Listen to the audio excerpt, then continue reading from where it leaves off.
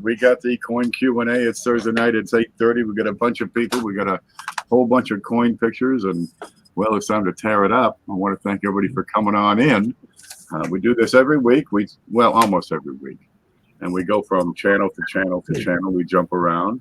Sometimes we have some new people that join us temporarily. Today we got where is he down here? BlueRidgeSilverHound. He's a channel on YouTube. Real popular. I cut my teeth on his channel when I started watching videos over here. Great content, or we wouldn't have him on, let me tell you. Why don't you introduce yourself, Blue Ridge? Hey, I'm Blue Ridge, Sean. That's it. That's it? That's good enough. You guys know me already. I'm all over the place on YouTube. There we go. Welcome, guys. Welcome, everyone. And thank you for all the hosts, all 5 of you. Outstanding. And thanks for coming, man. Thank you. Yeah, no problem. Yeah, thanks for being here. Yeah.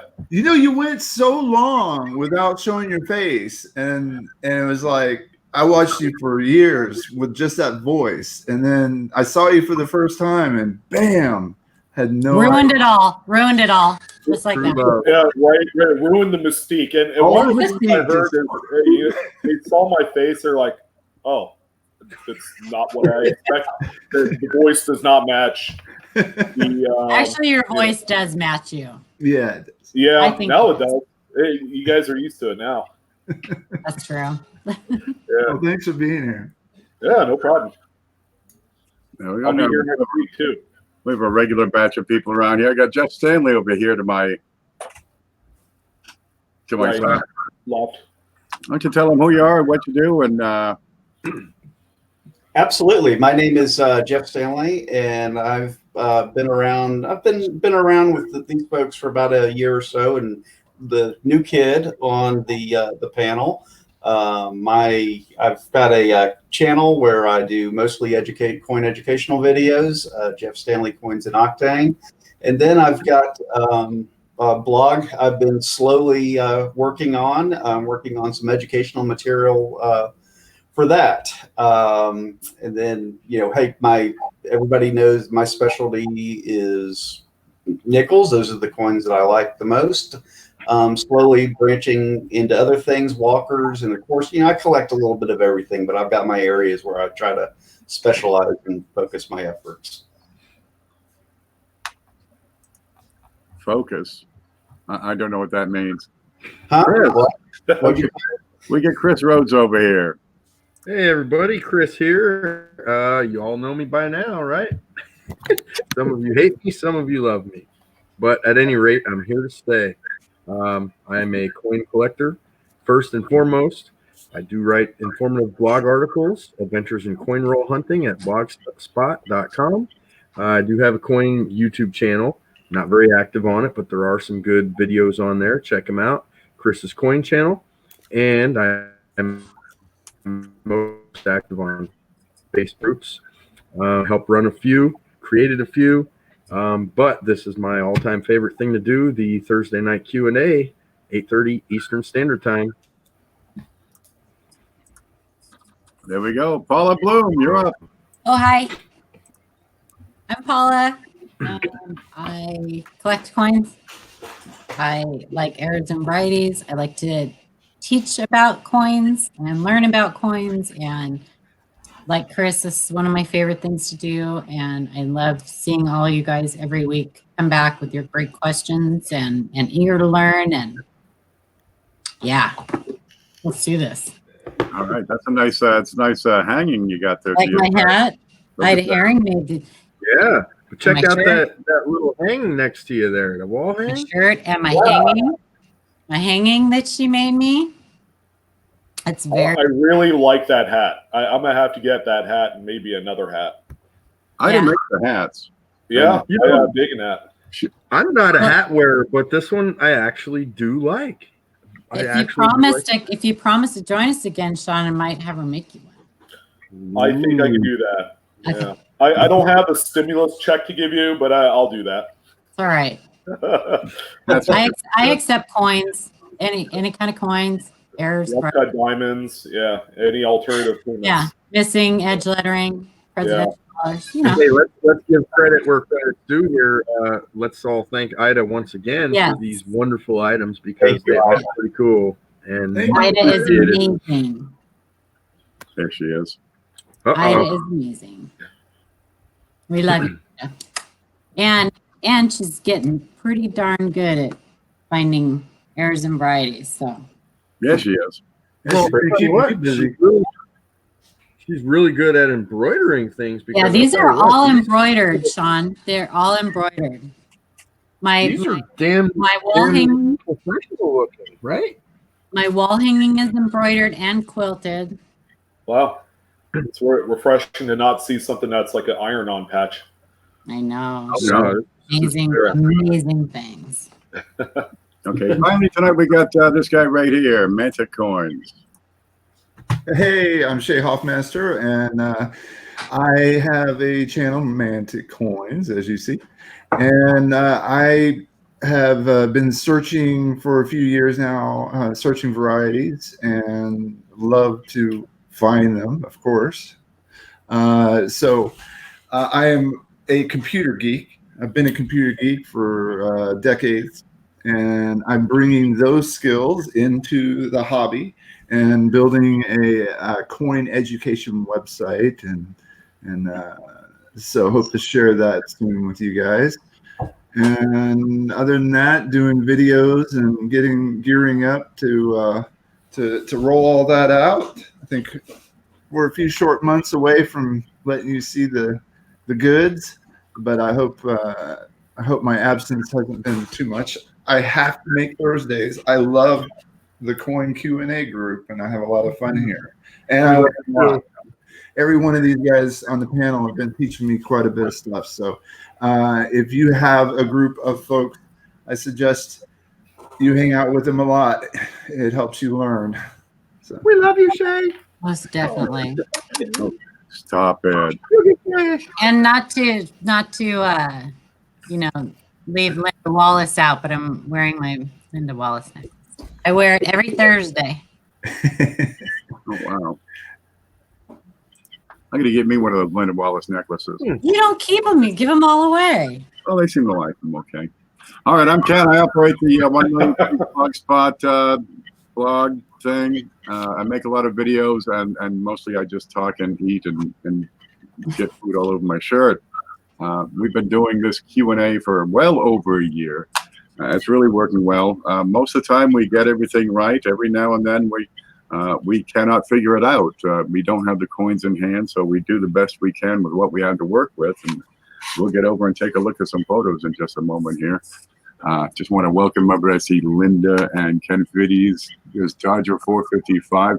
Look, take a moment, if you will. Up above my head here somewhere is a link, right, to this video. Why don't you share that link in your social networks and spread the word around, and hit the like button, and make sure you subscribe. Also, below the video, you're going to see it'll say see more. There's nothing to do with any guy named Seymour. It says see more, and you click on that, and you get the links to all these folks.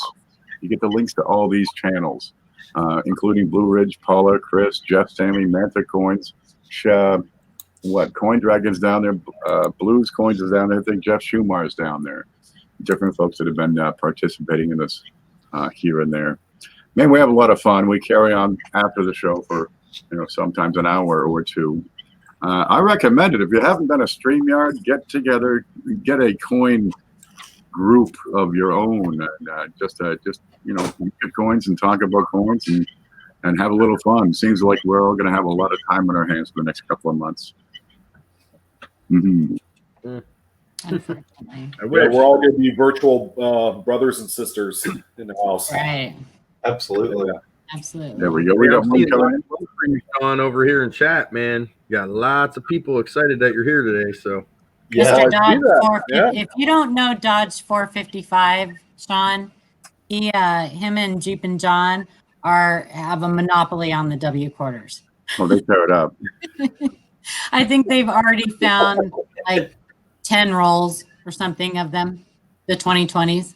I tell you what, you put the work in, you should have 10 rolls. That's all. I have a lot of people that have chimed in, because I've done a few of the videos, and my most recent one is like, yeah, the bottom's falling out on these coins ahead of schedule. It's true. And now we're basing comparison on the 2019s, you know, because those, it's just different times. Nobody's spending the elevated amounts of money as they were on the last couple releases. So I expected the Do you think it has anything to do with the fact that the 2019s tanked like they did? I think it just oversaturation, and seeing as how we're in this period where there's not a lot of people working right now, the justification to pay the $70 to $80 a coin after 2 weeks is pretty hard right now. Yeah. Plus, you have to be really dedicated on moderns, and that's it's you got to be all in on it, or Yeah. But it's going to get to a point where these things are going to drop, and they're going to just bottom out, and I think they're going to be a pretty good coin to get in quantity. Keeping in mind the mintages are only 2 million apiece, right? And after this year, after the ATB series ends, and we get into this kind of like static design, between now and I guess 2026, when the new I guess Centennial coin comes out. I don't know if you guys heard, but yeah, they're going to be doing just a regular static design with Washington on the obverse, and then some other design on the reverse. I don't know what it's going to be, but I think they're stepping away from the multi-coin programs that they've been doing, which would be refreshing, I think, at this That's got to cost them an arm and a leg to do that. Change the design so many times throughout the year. It's crazy. But I will say, I think it's a good marketing ploy for them, because it adds a little bit of collectivity to a relatively common piece of coinage. So people are collecting them and saving them, which I think is the whole point, and it keeps those coins from being in commerce. So I think it makes the demand a little bit higher. It keeps the value there. And just to piggyback a little bit on what you said about those W quarters, I think right now everybody's just trying to capitalize on the premium, and they're just unloading them, and they're going crazy. But eventually, collectors are going to get their hands on them, and they're going to be in collections, and the other collectors that still want them aren't going to be able to get them. And I do think that, yeah, it's probably going to bottom out, but I think it's also going to go back up. I think it's going to peak, because if you're trying to collect a set of coins, it doesn't seem 2 million coins seems like a lot, but it's really not. And they're going to be hard to get eventually. Well, there's a couple things that Dodger and Jeep and John are doing that I think are really smart. Is they're picking the best ones that they find out, and they're getting a few graded, but they're also saving the rolls that they have. And the thing is about that is that these are circulated coins, and so the more they circulate, the harder it's going to be to find these in higher grades. So I'm actually glad that people are pulling these out and kind of hoarding them, because they're not going to get destroyed. So, and they'll be available. One aspect I appreciate about the ATB program, as well as the state quarter program, and then throwing in the W's on top of that, is it invites new collectors to get involved and put together as complete of a set as possible. It's a great way to get entry into the hobby. You can pick them up for $0.25 a piece. You need 50 states, 50 America the Beautifuls, plus the 6 territories for each series. Plus there's P, then there's D, then you want the proof, then you want the silver proof, perhaps, if you want a more complete set. Then you extend into the W's, into the S uncirculated, into the satins, into the reverse proofs, into the enhanced uncirculated. If you want to get every darn one of them, and it ends up being hundreds of different coins you need to have. Now, a lot of you can get out of circulation, and for someone young, 10, 12, 14 years old, to get involved in the hobby, you can put together a pretty substantial collection for, what, $50. One here, one there. I used to help my grandmother out, take out her trash, and she'd give me a quarter. She'd say, "Can you bring in some wood, for the winter?"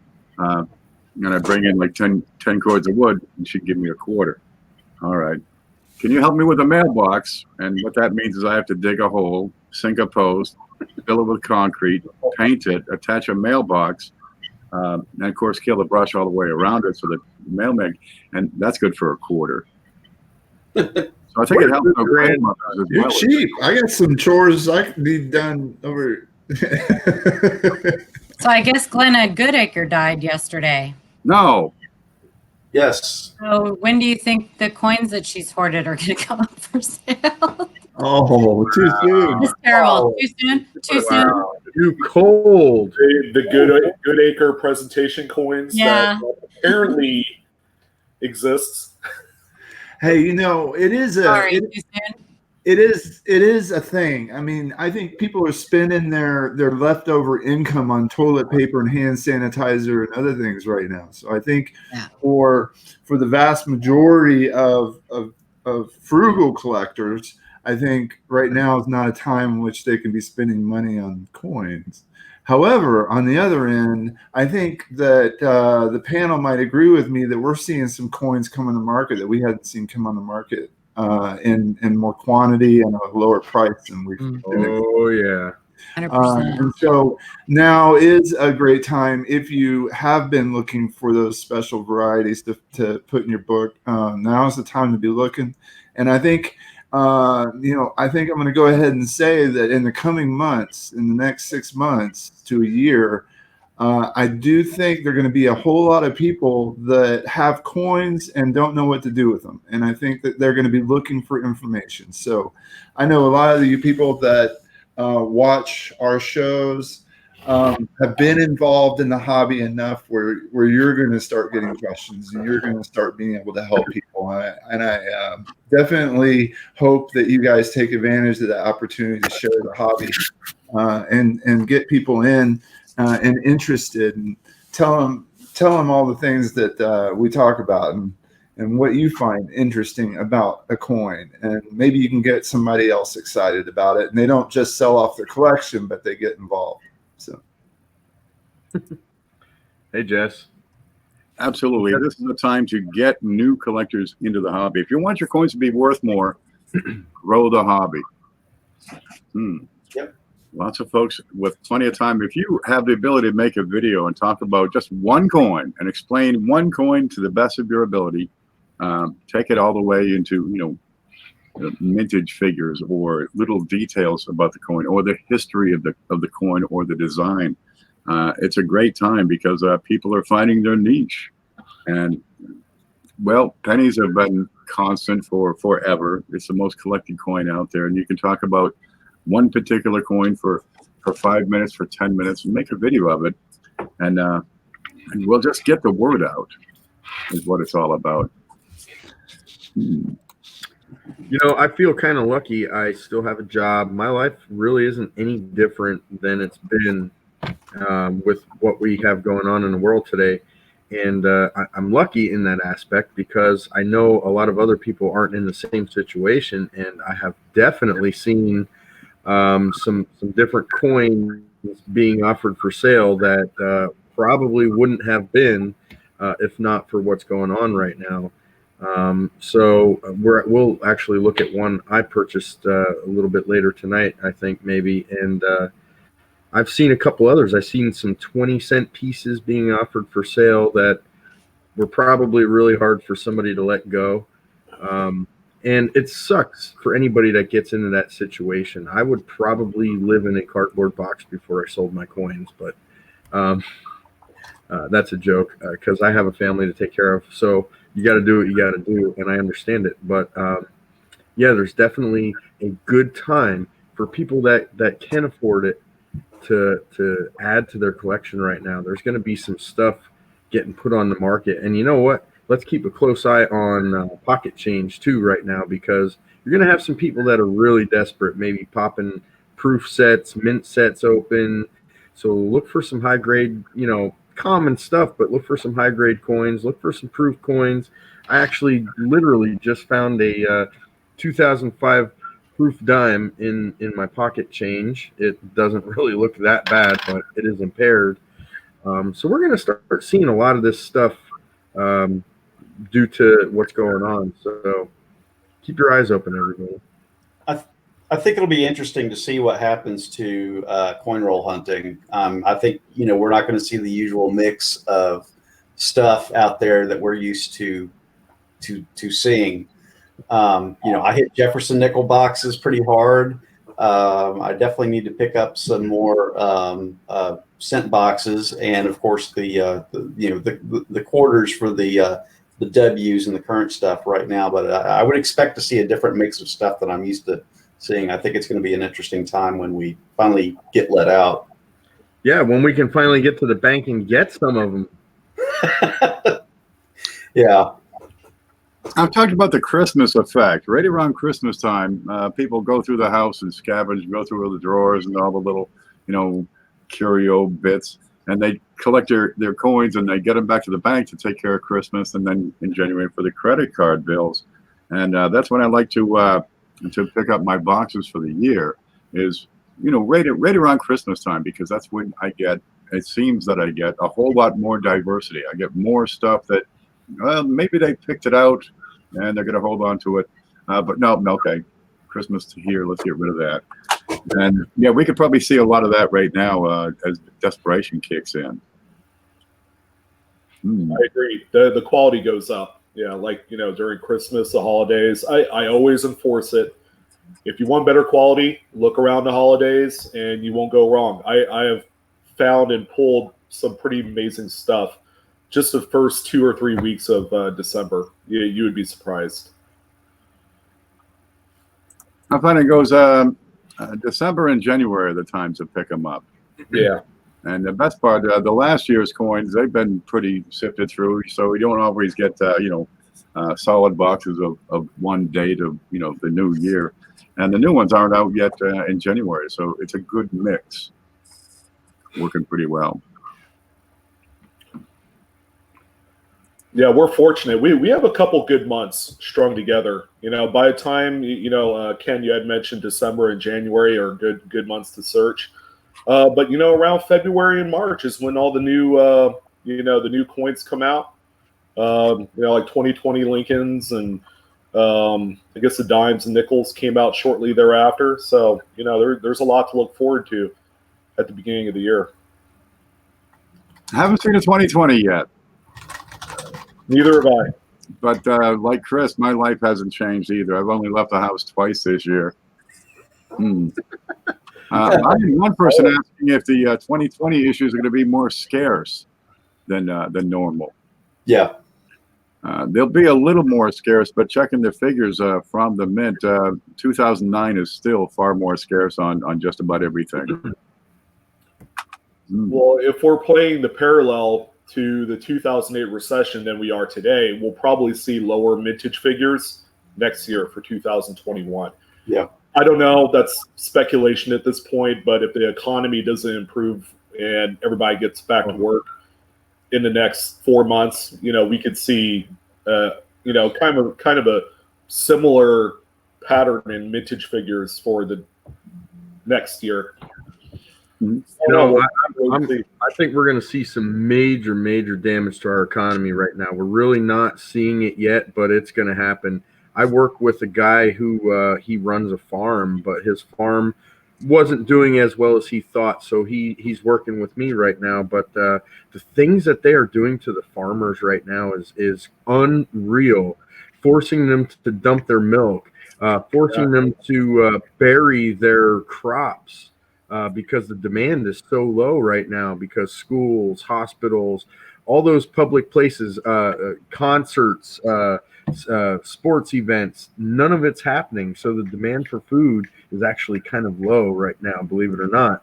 And they're telling these farmers to dump all their stuff and get rid of it.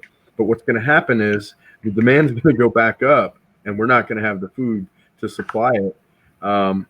It's going to be rough. The next 6 months are going to be really bad, economy-wise, for many reasons. Small business owners, oh my God, I'm so glad I didn't start my own business because I'd probably be under right now. I really feel bad for those people. Now, Jeff, you said the word buyer's market, I believe. Buyer's market? Did I say that? I think it was somebody said the term buyer's market. Yeah. What's your input? You think we're going to have a buyer's market for the next couple of years?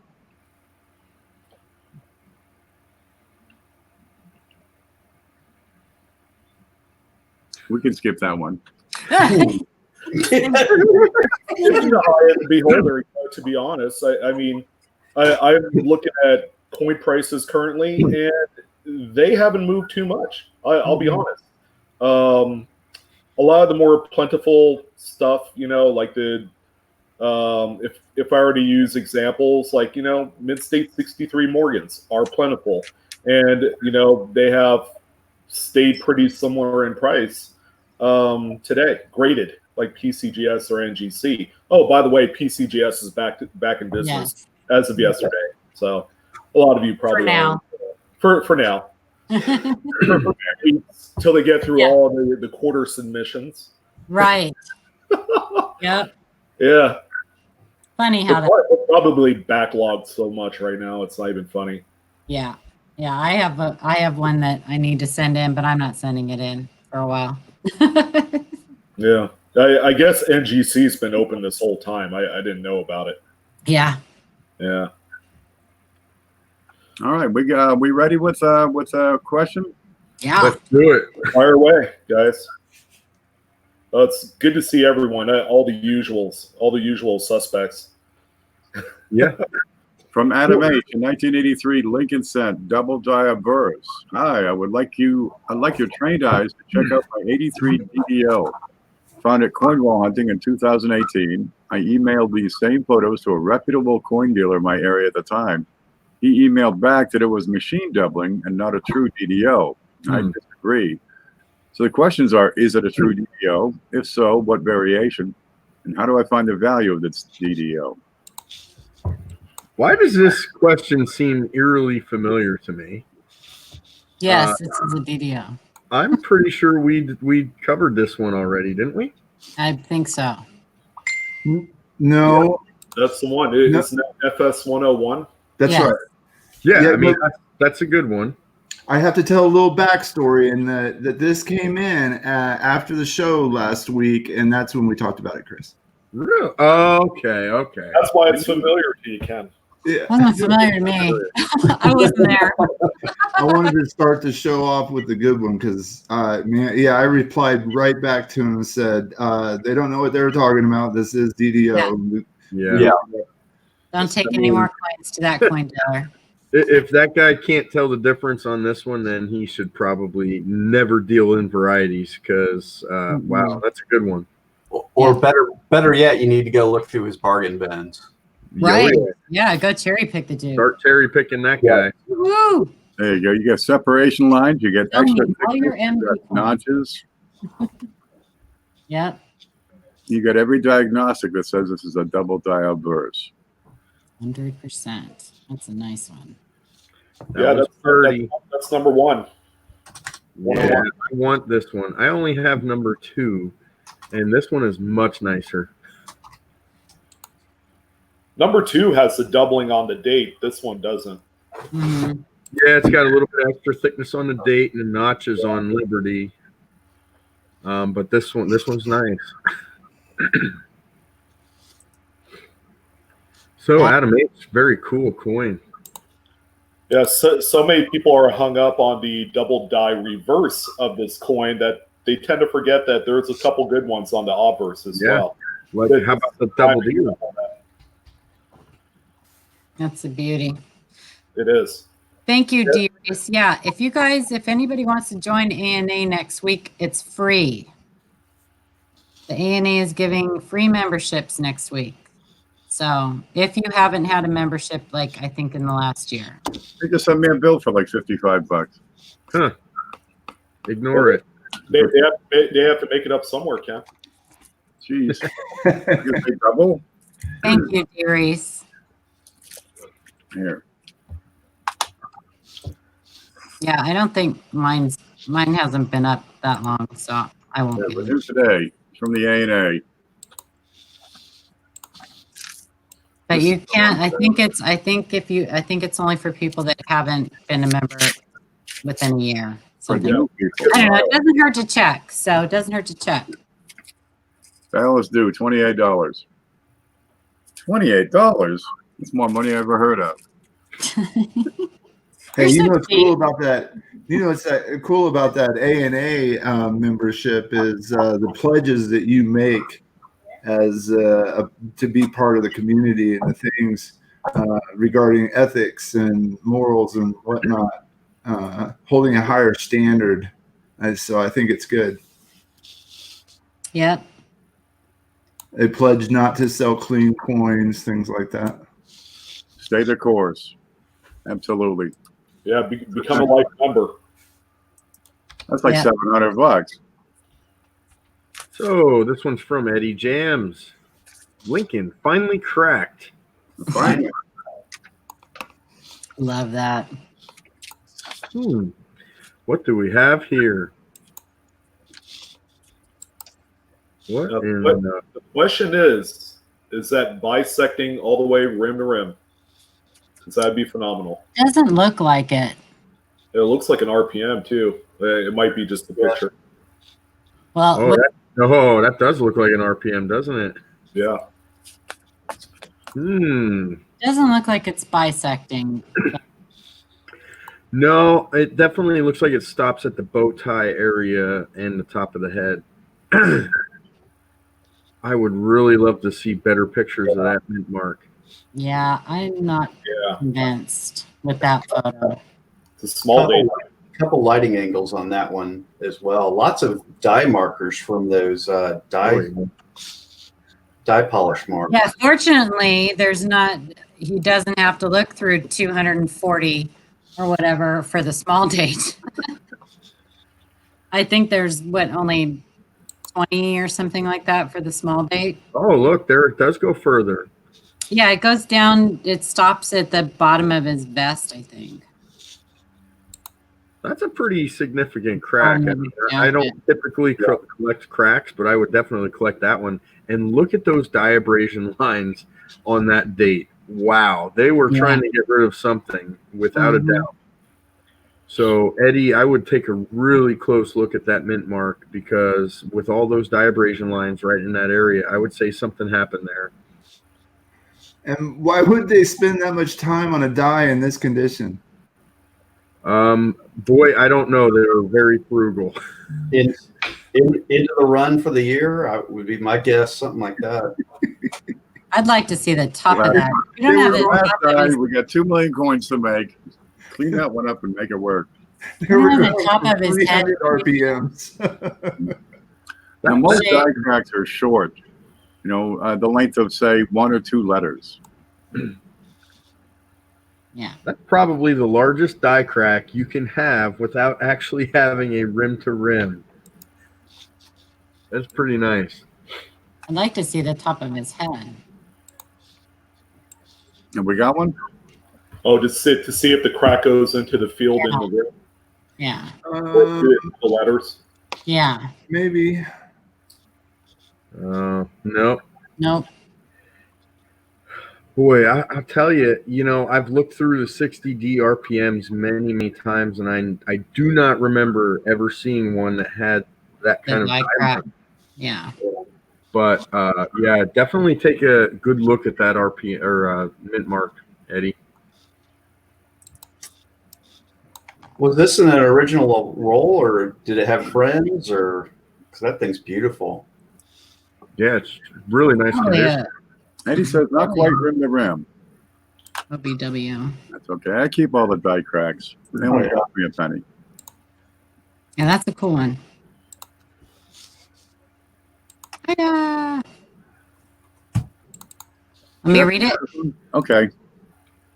I had a hearing regarding 1999 quarter. Just checking, I cannot find this listed on Variety Vista or Wexler, but according to eBay, which I don't like to use, could be the spitting horse variety. Just wondering if it is, why I can't find it on Wexler or Variety Vista. So you want me to answer part of that question?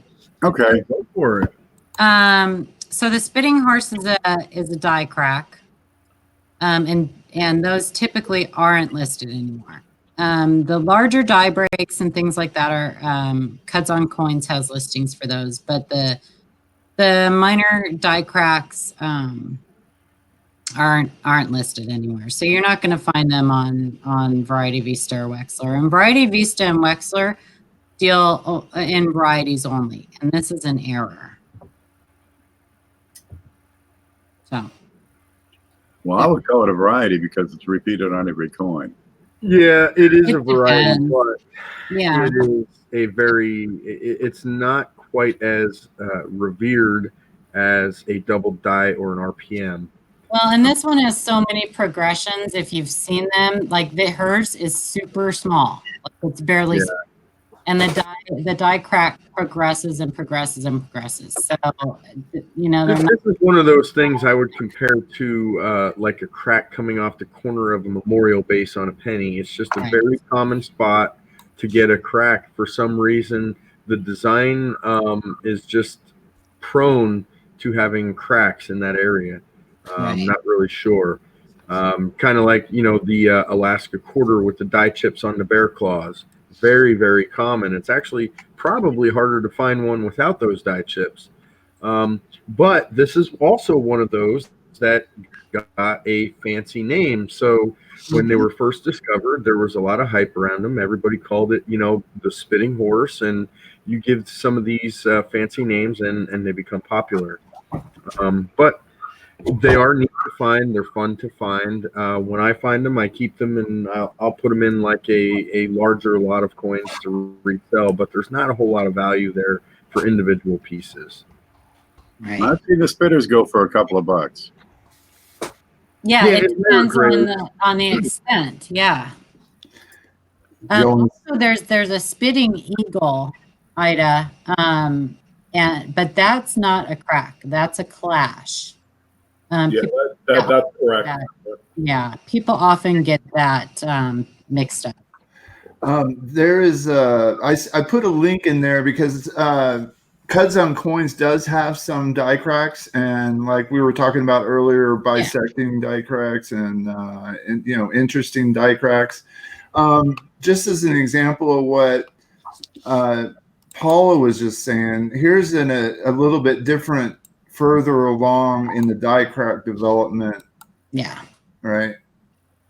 I have almost a tube of these, but the other interesting thing and where you want to look is up here above the head. Sometimes you got a unicorn also. Oh my goodness. Oh, And then in other cases, you can have a die crack from the tail to the rim. Mm-hmm. And one of the reasons they call them spike heads is because they'll have, see how you have a die crack along the bust? And oftentimes this die crack in later die states will actually reach all the way out to the rim. But this one, it's only on the bust. But yeah, so there's a lot of Washington quarters out there with various die cracks, and you can find some of them listed on Cuts on Coins. Yeah, typically the really large ones and the die breaks, and and that one's actually looks like it's got a break on the horse's whatever chin, whatever. There you go. I got a spike head right in front of me here. That's a progression right there.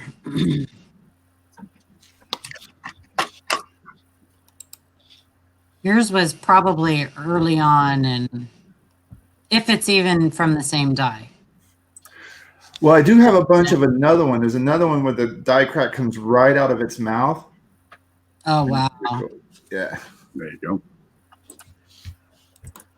Now this is a, let's see, it's a 1991 and it's a spiked head. And you see it coming from the rim right above the center of W and E and we.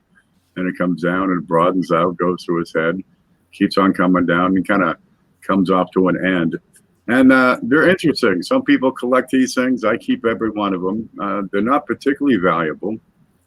And, well, are they without value because they're not documented?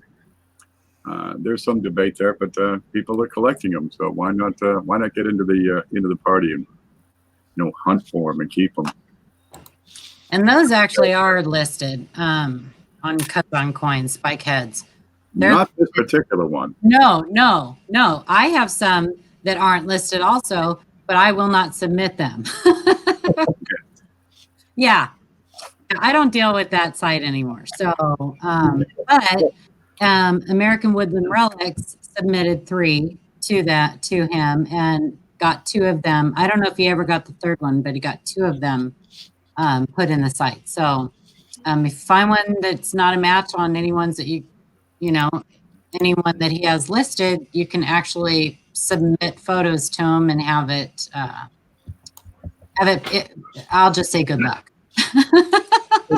You have to take the perfect photo. I managed to get mine in after 2 tries. He was, it took about twice. Yeah. Pretty particular about it. He still wasn't happy with my 2nd try, but he just went ahead and said, "Okay, whatever. I'll just go ahead and put it on." There we go. What's next? He's gone. Oh, no. Let me bring him back in. We almost lost our IT guy. From Ida Herring, 1920, I decided that this coin may have been in a fire, or is it a strike through? It is certainly interesting, but I haven't a clue. I leave it to your expertise. Thank you for everything you do. So sweet, Ida. That looks ruined. It's a That wreck. coin was crushed. Yeah, that looks like it's got a little smashed on the end there. You got catastrophic damage here, it looks like. It could have been in a fire, Ida. Who knows? It could have been in a fire that a safe fell through 3 floors and landed on it and crushed Yeah. it. Yeah. Who knows? And then the fire truck dragged it 6 blocks, stuck to its wheel. Yeah. Oh, she gone. Yeah. Let's look at the thing. You got a partial rim on one side, so it went through the process. The design was struck. It's gone through the stages of being produced. However, I've got missing rim on the left side, but on the right side, the rim is intact and normal. Okay, this is what screams damage. On the front, I've got this giant impression in his head. Right, the whole left side is mangled up. You got that gaping volcano wound. What do they call it? What's that Yosemite thing? Caldera? Caldera. Yeah, you got that going on. And on the reverse, opposite those deep depressions, you've got flattening of the design. This is indicative of massive damage. See how you got a rim on the right, a rim on the left. So the rim was made right, and then something happened later. This says post mint. That would be a good coin to save to make an elongated set out of. Just saying. I sometimes like when we put these damage coins up, because this is the kind of stuff. This is like the majority of the stuff that you're going to come across when you're searching coin roll hunting. I mean, you are going to see a lot of this, and it's not going to look just like this, but it's the being able to pick up on the evidence you see on the coin as to determining that it's damaged. Yeah. So it's really important that you guys be able to do that. It will save you time and in the long run. Your top 3 things you need to be able to identify: damage, machine doubling, and die deterioration. And if you can explain those 3 items, that's going to take care of most of the stuff you find that's oddballs in pocket change. Dodger said it was shot out of a shotgun. And then shot with a shotgun. And then shot with the shotgun. Yeah, I was going to say it was a clay pigeon at one point. Yeah. Right? That guy was a good shot. Oh! From KG Coins, check the left eye on this 2020 EP Samoa quarter. Please check the left eye. Pictures attached. Are these feeder finger marks to the left of the left bat eye mark? What's your opinion on this? All right.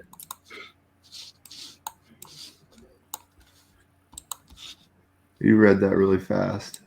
From KG Coins. Wow. Wow. That's a little struck through. Well, I'll tell you what, we got a couple things going on here. Yeah. and feeder fingers. Uh-huh. We got a struck through and what looks like diabrasion. That's abrasion. So I'd love to see the other side of that coin as well. That looks similar to those the Roosevelts, though, where you see that feeder finger damage like that. Just as a reminder, guys, when you send in emails, we always would like to see both sides of the coin. Evidentially, it provides, it's important. So we often need to inspect the other side of the coin when we see something on one side in order to determine exactly what it might be. Yeah, I mean, I think I've seen enough struck throughs by this point in time to be able to tell just by seeing one side. I would call this a struck through. Something obstructed the design on the die. You know, if it were damaged, I think we'd see a little bit of a different area surrounding it. It would look a little bit different. And obviously, if we could see the other side of the coin, we would know for 100% sure. But I'm really curious about the diabrasion lines all around the outside of that image there. And clash. Yeah, most likely some sort of clash occurred or something occurred there and damaged the die, and they tried to fix it or dress it up. That would be in the area of In God We Trust and George's neck. Yep. Do we have a more zoomed out photo? Maybe we can. Yeah, that's a little blurry though. It's funny because the 2019s had several struck throughs. It was like one of the most common errors I saw on all the 2019s. And now we're seeing it on the 2020s again. Yeah. Are they greasing the heck out of the equipment? I'm not sure that's grease though. That looks like it's some sort of solid substance that really blocked the design and put a dent in the coin blank. I don't know. Well, we have seen pretty hard grease. Now, I haven't looked at one of these yet. Are we supposed to have these lines in the left ear of the mama bat? Yeah, I can vaguely see them in the right ear. As well. Yeah, you can see them on the baby too. Reminds me of piglet's ears. Yeah, it does. There we go. Zoom in shows it. They do look like piglet's ears. Oh my gosh. I will not be able to unsee that. Once you see it, I don't know. That's so funny. I don't know, Pooh. I don't want to climb in the oven. I gotta tell you though, I love this design. I think it's really cool. Really? Yeah, I do like it. I do too. It's one of my favorites that I've seen. I like bats. I think bats are really neat looking animals. They look like mini foxes with wings. Mm-hmm. Now, here's a story about the bats in American Samoa. They got them in caves. I mean, millions and millions and billions and trillions and all kinds of bats. And they pile up their guano because they've been inhabiting these caves for hundreds and thousands of years. So on the bottom of these caves, you have this deep layer of rich guano, and they actually harvest this stuff, and it's an export. It makes a fantastic fertilizer. Ask Ace Ventura. Yeah, I remember that. Bat yet? Somebody asked, "Why is the date upside down?" But this is the proper. This is the proper orientation. Yeah, bats hang upside down. I guess our babies don't. You guys see that video going around Facebook that shows you how a bat pees? Yeah. where it like climbs down and just like hangs. Yeah, it's actually pretty cool. It's like something That's how I you pee never think too. of. I mean, the timing of the release of this is kind of weird. Yeah, right. Mhm. Although we all know it came out of a laboratory anyway, but whatever. Quick commentary on this design, though. I've seen a few of them. If you get some of these, make sure you look at the Washington side, because there is a nice clash occurring underneath the ear of Washington from the impression from the fur from the clash. They look they're pretty nice. Go out and check them out. Low relief areas. Yeah. Whoever sent this one in, I'd actually like to see a picture of the obverse of this coin. He said he's sending it in. Oh, Ken did? Yeah. Okay, cool. Ken, if you could send us a picture of that obverse, I'd love to see it. Just curious. I haven't seen it yet, but if I do, I'll pull it back up. All right. That's a nice catch on a new quarter. Yeah. From Absolutely. Perry Art, I see a double earlobe variety. Does a panel see it? Would you just look at it? Hi, panel. Look at it. This is a call for me. It's an 88D from a mint set. I've handled it with gloves so as not to damage it. I've been searching images and found similar doubles, but on many different dates of mints and none for a 1988D. Hope I have a winner and thank you. Was that too fast? We have a winner too. Oh, boy. Yeah, so I get a lot of questions like this, and I guess the first thing I want to point out is that on the doubled ear varieties, you're actually going to see doubling of the device. You know, right here, you can see if you look at it and compare to another regular design that you probably have laying around. This ear, all this little thing, I think, is what they're talking about. Yep. And this ear, with this anomaly, we'll call it for a moment, it is the same size as a normal ear. So I don't see any indication. Now the 88 known 88 double die really has a let me make this a little bit I smaller. think it's down at the end of the earlobe, the 88. Isn't Yeah, it? it kind of comes down as a spike. Like a point, yeah. Yeah. So But you may be looking at that little area dye deterioration too. I don't know. but I think what they're looking at is what Shay highlighted with that black Damage. mark. Yeah. Yeah. And It's honestly, very- what I think that is I think it's a scuff. And Yeah. I actually think if you actually circle that entire darker area on the earlobe, it encompasses the So entire look at the other pics. Yeah, it encompasses the entire bottom of that earlobe. I think it's just a rub mark. Yeah. I Yeah, went through Perry had mentioned that there's other photos. I guess you're circling them now. okay.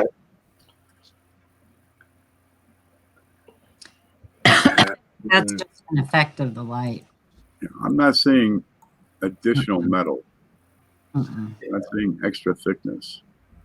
Yeah, I mean that's right there. That's the perfect design of the ear. Mhm. That's what it should look like. I just went through about 20 rolls of 2018D trying to find one of those double ears and struck out, but I did run across several where it had it almost looked like a cut. I don't know if it was machine doubling or if it was, just a little bit of damage from being handled with bags prior to rolling. And he's having a fit. We need to look at all the pictures. that was all of them. We looked at all He's 5. yelling at us in capital letters. Okay, I got a 19. No, this is a 2000. Anybody have an 88D? We can look at the normal design. Put this up real quick. This is what it should look like as Yeah. far as the ear goes. And we'll get back to Shay's. And You well, can that's see it as fast as I perfect go right between. there. This is a normal earlobe with a little ding on the bottom.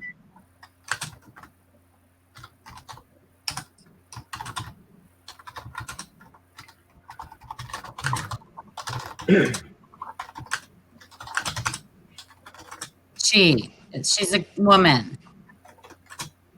Perry Art's a woman. Sorry, Perry.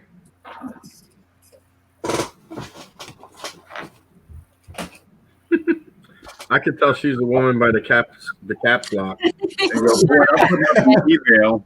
Shut up, Chris. Be careful. Watch yourself. We are the whole panel. We're all terrible with pronouns. There we go. There's the email to send your photos to if you have a coin, you have a question. Not She said- quite. And look at the other There's email. usually not a comma in there. I can't type.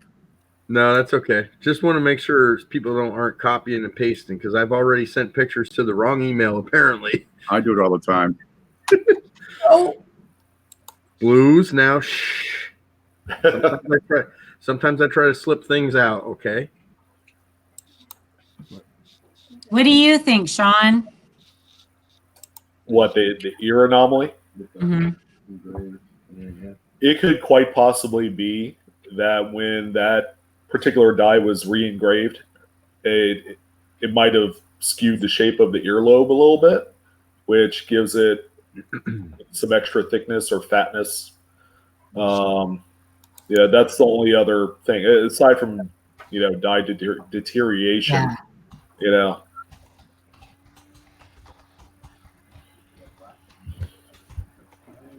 I don't see anything out of place. I find it pretty handy to always have several coins for each date, each mint mark, to compare when you find something anomalous, to compare what you find with a known example that is normal. Could you bring up the maybe Wexler's listing for the 88D Double Deer? Yeah, let me pull that up. Just a moment. I click and nothing happens. Well, I think she said she already checked all that and it didn't match any of those. But are you wanting to show her what it would look like? Because it's the same design. Thinking. Anybody else find themselves looking at what's behind everybody else? Like I'm looking at that pile of nickels on Jeff's desk, just wondering what's in there. yeah, it's all $30 double Class one. nine. He's got a whole pile of them. stack of class 9s. That's what he's got. I am cherry picking your desk right now, Jeff. Chris, I will sell you that whole pile because it's all world coin junk that I'm going through before I put it in my bargain. Hey, there's some good world coin varieties out there. Those will be picked through, Chris. There it is. Those are the nickels. I treat the nickels nice. Can you show that on the big screen, Ken? Yep. I got to press 37 buttons, so bear with me. Boop, boop, boop, boop.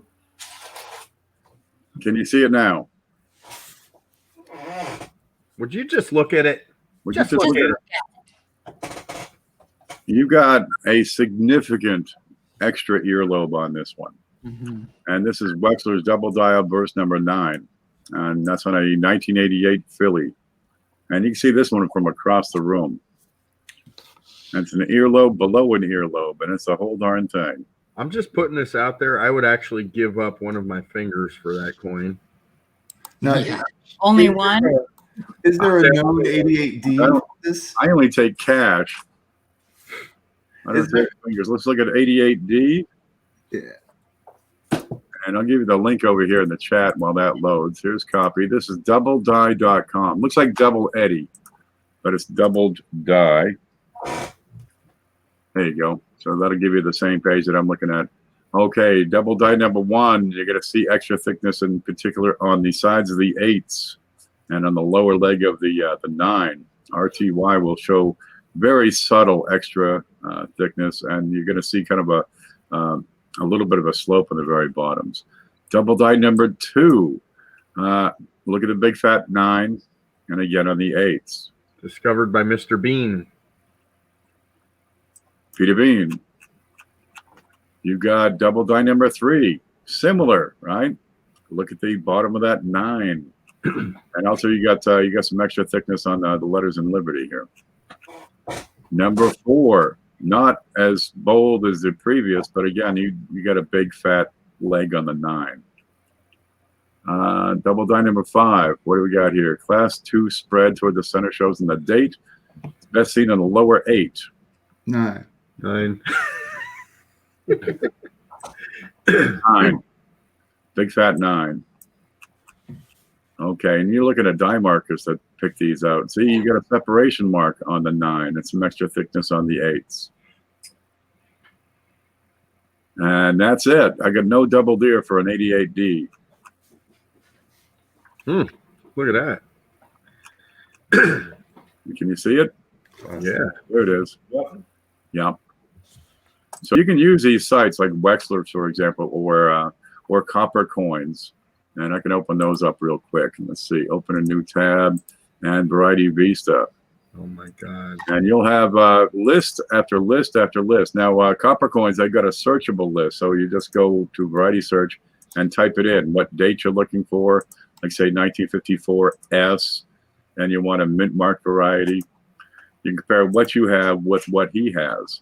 And I might have this shifted so we won't be able to see it. There it is. All right, this is coppercoins.com. And compare what you have to what he's showing. And you can zoom in and take better shots. And see that extra S right up here, right above? Beautiful. And then he's got great photos. This is Chuck Daughtry's sites, and he's got probably the best photos of any of them. And you're looking for the markers to confirm your find. And he'll show like markers such as this, which is a tiny little polishing mark, or a little tiny die gouge right above the pluribus. And these will confirm it.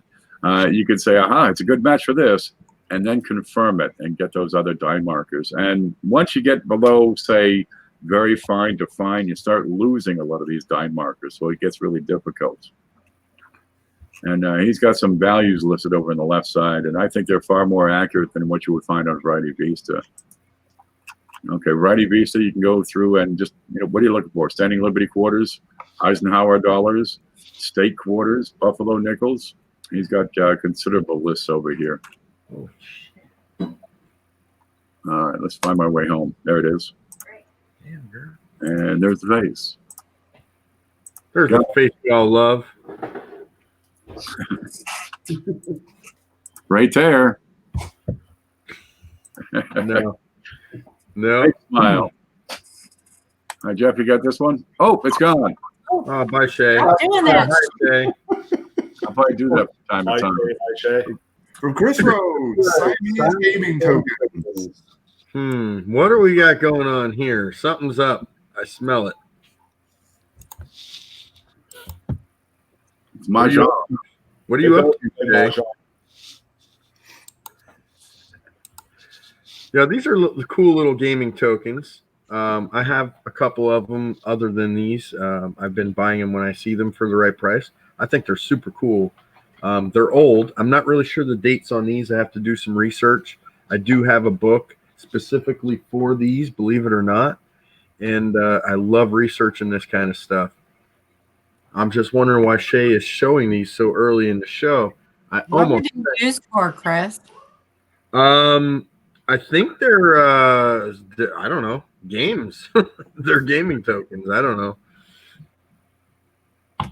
And I'm not really sure what type of games they use them for, but I would guess some sort of board game. Chinese checkers? Not really sure about Chinese checkers. It's Probably some sort of game that we've never heard of in the United States. Probably it's a game where money is involved in gambling. Yeah, I mean, I'm pretty you're sure. most definitely right about that. Yeah. It's like marbles. Yes, Jared, you can send in your photo.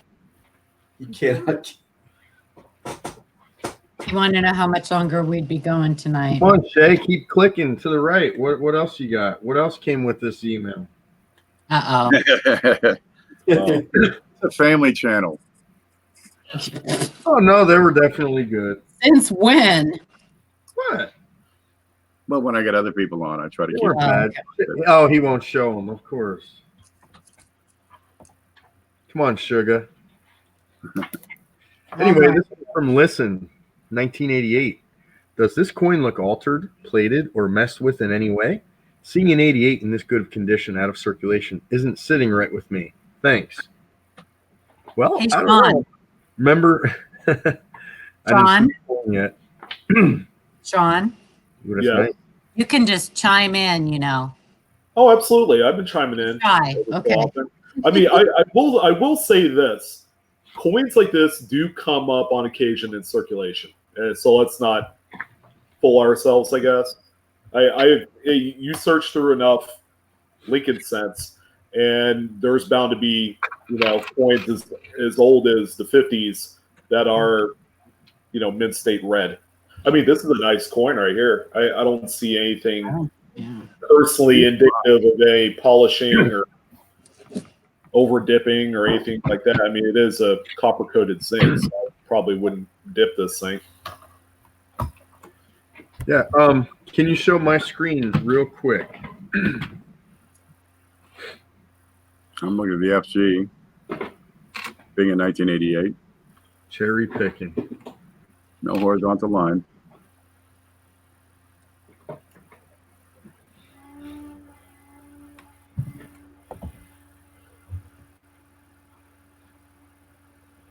See, after 82, they went to the zinc, and they have to rinse off the electrolyte, the electroplating solution, and you get all these spots over the darn thing.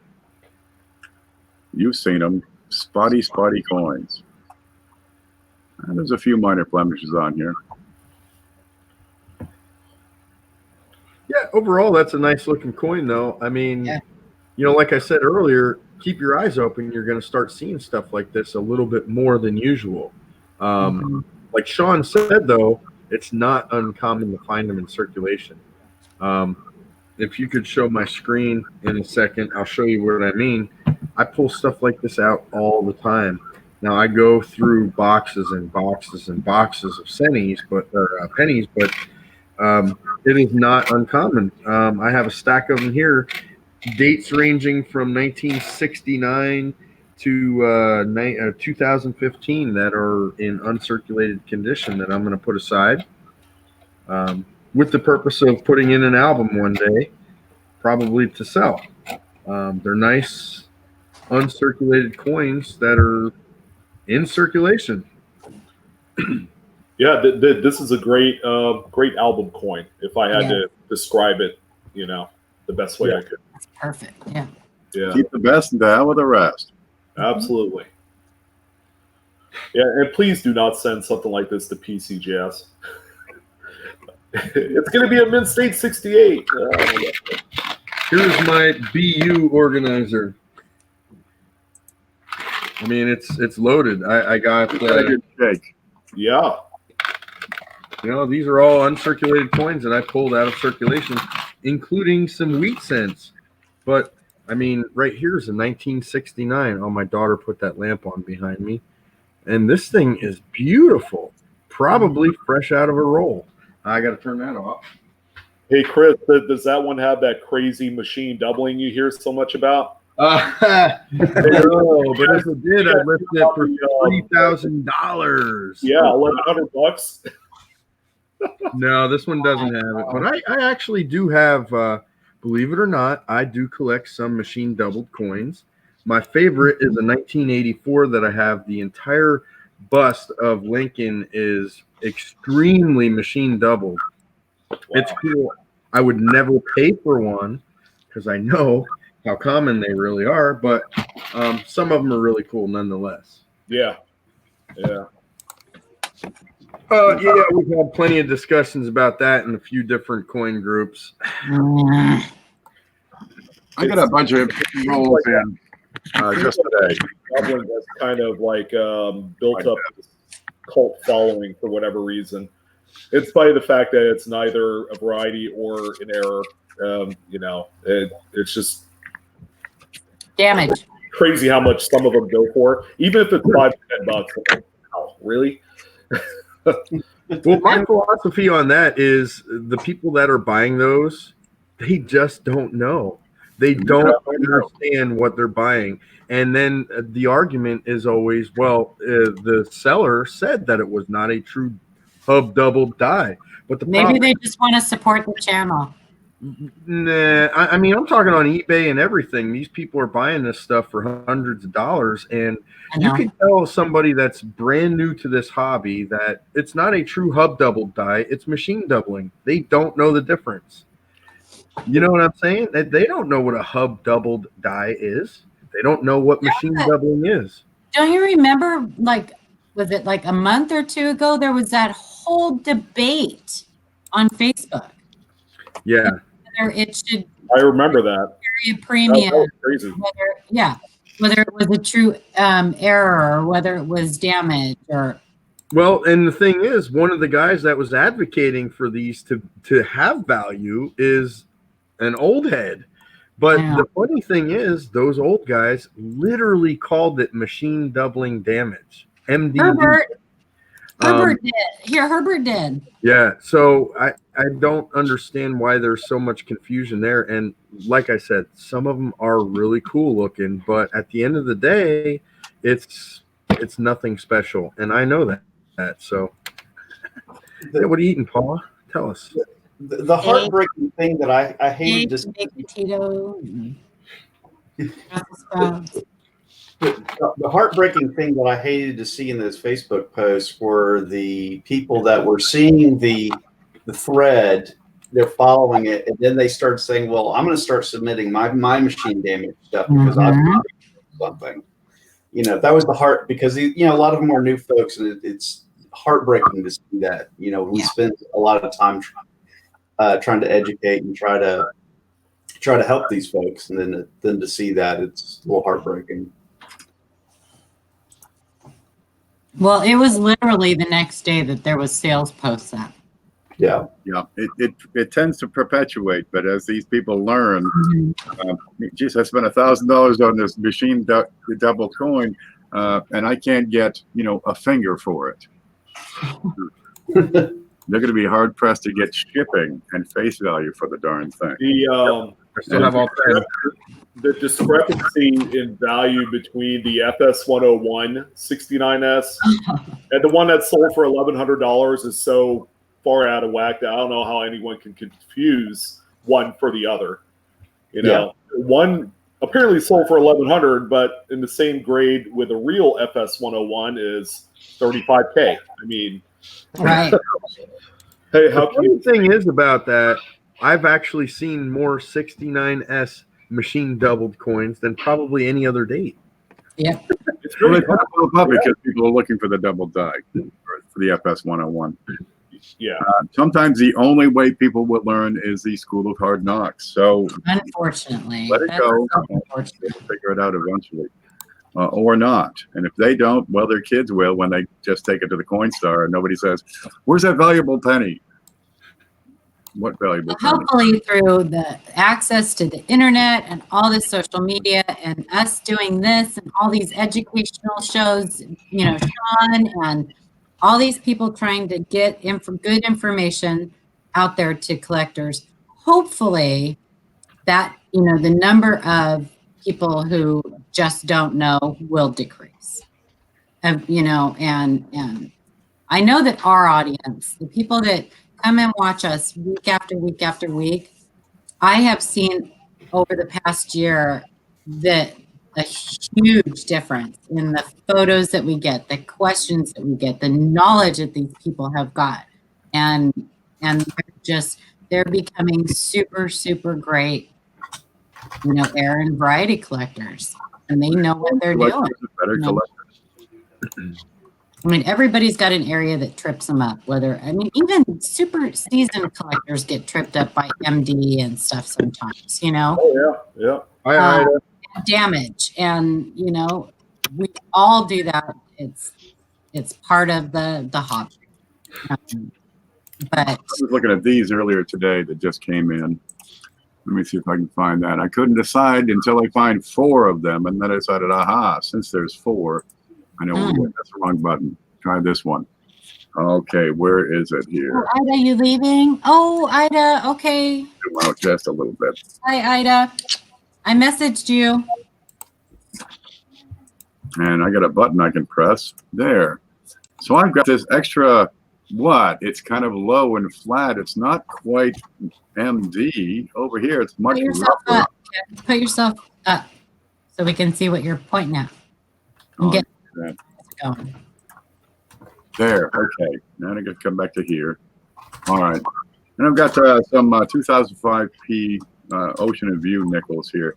And I've got something going on. I have an anomaly. That's what I call it. It's different from normal.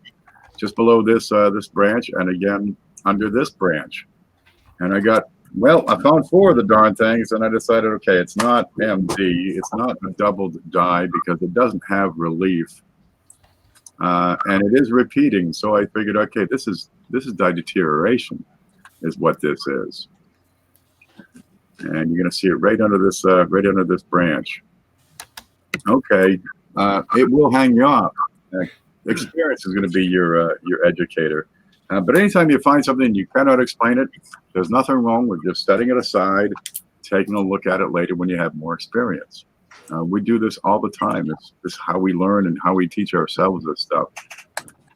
Hey, Ken, you have someone in chat. Tech Scott is asking what causes machine doubling. Machine doubling is kind of a vibration in the system. I don't have my dies ready, but think of it as the coin has been struck, and then it's kind of bumped into the die, or the die vibrates into it, and it's causing a second strike, but with not enough force to fully impress the coin. And it's just a little bit off. So what's hitting the coin, the existing design on the coin, is the field of the die. So it's flat and shelf-like because it's the field that is hitting an already existing device and squishing it. I've got a couple of videos that explain it in greater depth and greater detail, and I have some props that I've shown off. So think about let's think about that. Almost everyone swung a hammer, right? You swing a hammer so hard down onto a very hard surface, it doesn't just stop dead, it bounces. Okay, so the same type of thing is happening on these presses. It's striking the coins with such force that it kind of bounces just a little tiny bit. And what happens is, like Ken said, the coin will shift during that time, and part of the design that's raised gets flattened and obliterated. It literally is getting damaged in the striking chamber. That's why the old school guys used to call it machine doubling damage. It's being damaged by the dies. So it happens a lot, and it's very common. And if you do any sort of coin roll hunting or checking your pocket change, you're going to come across this stuff all the time. And then that's when you realize it's so common, there really isn't or shouldn't be any value. That's not to say you can't finagle a few extra dollars out of somebody, but I personally don't think that's right because I know that it's common. Unfortunately, there have been quite a few sales recently of these things that are going for exorbitant amounts of money, and it just doesn't make any sense. So the only thing I can come up with is the people that are buying it have more money than brains. That's all I can say. I have a theory. I have an opinion on why I think it's damaged. Anything that happens during the minting process, from the time that that metal strip is rolled out to the final, the strike of the coin, the final strike of the coin, as soon as that die lifts up and that coin is fully struck, design is on that coin and that coin is fully struck and ready to go out into circulation, anything that happens after that point, including a little bounce, a little extra bounce, whatever, is damage. Just because it happens at the mint does not make it error or variety. It's, post-mint damage is anything that happens after that final minting process, which is as soon as the design is struck into that coin and is ready to be spent or put out wherever it's going, a bounce or whatever happens, that to me, that coin is now damaged. Whether it happened at the mint, after it left the mint, whatever. got thrown into the bags at the mint. Yeah, I mean, look at it this way: the coins that we're collecting, they're actually, it's a manufactured product, right? So just like anything else you buy that's made in a manufacturing facility, you want it to be perfect, don't you? Would you pay more money for a car that came off the assembly line that was perfect? Or would you pay more money for a car that came off the assembly line that had a scuff in the paint? Or maybe the fender wasn't made properly? Or hell, Toyota made them with the gas throttle that was sticking. You want that car? Or do you want the car that's perfect? And that's what I try to attribute things to and try to compare. It's a manufactured product. It's made for commerce. It's not made for collectors. So that's why the higher grade coins have more value, because they're harder to get. It's all about availability. And if you want a really high grade coin, it's worth more than a low grade coin or a machine double damage coin.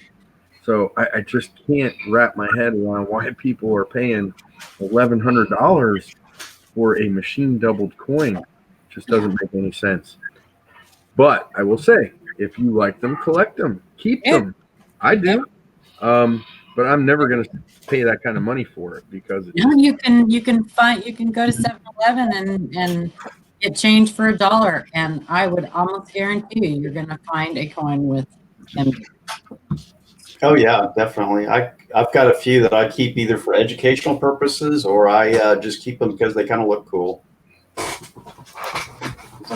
I love showing off my little mini garbage can, and guess what's in it? Junk. Trash, baby. I'll tell you what, we've got.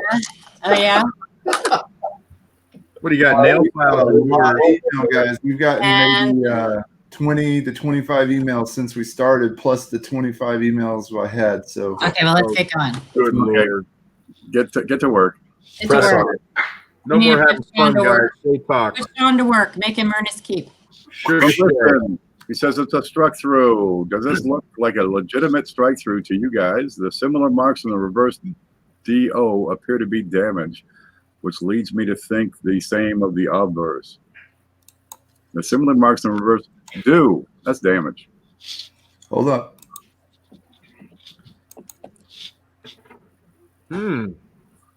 Okay. My knee-jerk response is damage. I've got some raised metal on the lower part of the inside of the upper Well, mark. let's see the reverse, because that one's what that looks like to me is There's another one right there. wow. Yeah, and it's affecting the rim. So right there's your answer. Look at the E in America as well.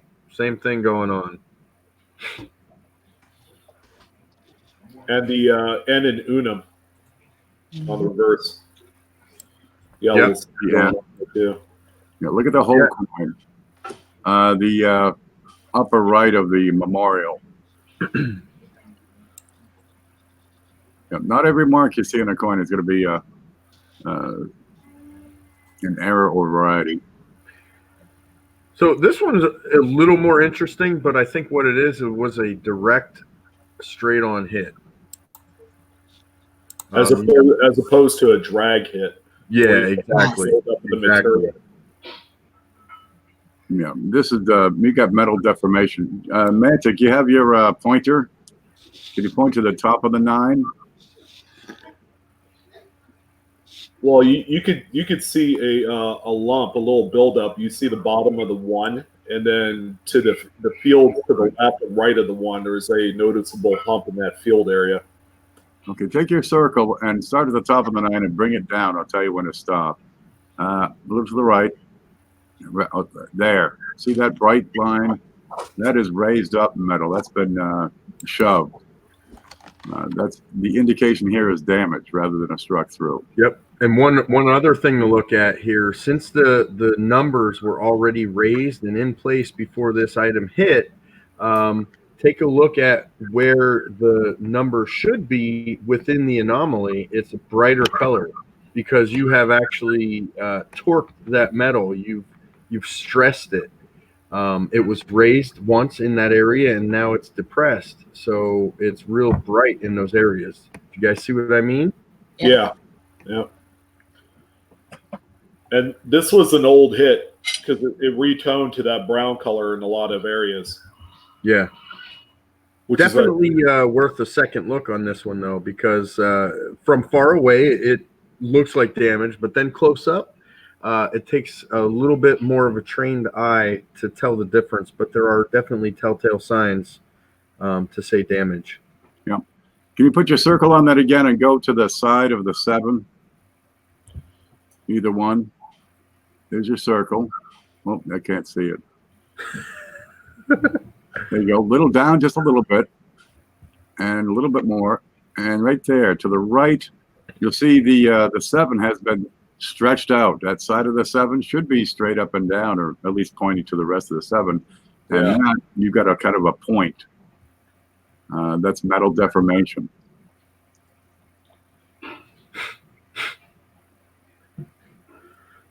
So all the indicators point to damage after the strike.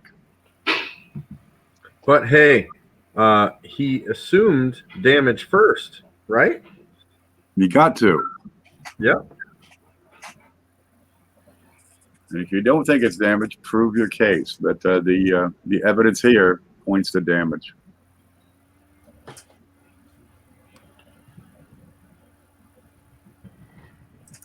I don't think it was a toenail. Yeah, I've seen some pretty nasty toenails in my day. They might actually do that. I clipped my grandmother's toenails. She gave me a quarter. I give it back. You keep your quarter this time around. So Tex Scott is asking why if the dies weren't set properly, why that would not be a mint error. I have an opinion on that also. I don't think it's the die shifting though. Because it happened at the mint does not make it a mint error. That makes it a human error. It makes it loose machinery that can, happen during, things come loose, screws come loose. And things wear out. You're talking metal Yeah. on metal in some cases, and stuff wears out. You got the collar that gets loose and wears out. Dies wear out. They call that die deterioration. That's not an error. It's a mechanical process. Even though we're collecting these coins, it's a mechanical process that's creating them, and stuff happens. It's just it's a natural part of the process. It's not an error. It's just natural. Then you have the term DDO, DDR. This refers to a doubled die reverse or doubled die obverse. Machine doubling, that's a vibration during the strike that leaves a partial secondary impression.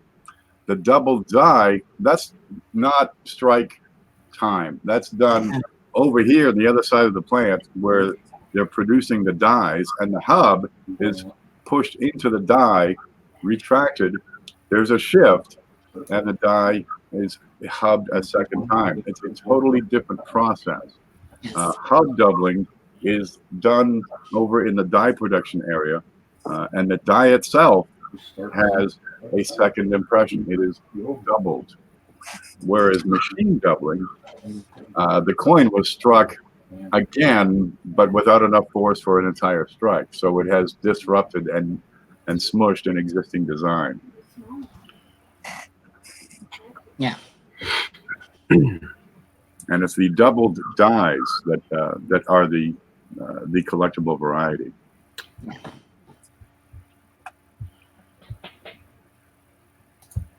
Archaeology says, I've been finding errors almost every week. Woohoo! I've been finding nothing because I live in Oregon. I'm with you, archaeology. I've been finding them too, baby. I love it. Love this hobby. Yeah. How about you? Sean, what are you finding lately? You getting anything good? I just read my books. I found one, but it was on the desk and I lost it. Is this it? I do have 100 rolls coming from Tim Ratchin tomorrow, though. Wow. Oh, That watch makes this me one. happy. You love this one. That makes There. Okay, let me zoom out for just a bit. Okay, here we go. Just rub it in. I gotta rub this one in. I'm not even gonna. Someone got cherry picked. This is really neat. It's a broad strike. You see this great distance between the top of the letters and the rim. And the point is wider than it should be. It's a broad strike. It was struck out of the collar. There was no collar to keep it contained, so it just expanded. And with that, of course, a lot of times you'll get some splitting of the copper plating. Let's see if I can focus that a little better. And it's in great shape, brilliant, uncirculated. Every original officer. It's a 2000. Just stab me right in the heart. Cherry. You ready for this? Cherry. It's a 2000 broad struck, wide AM. Yeah, Seriously, man. You made the day. Shut up, Shay.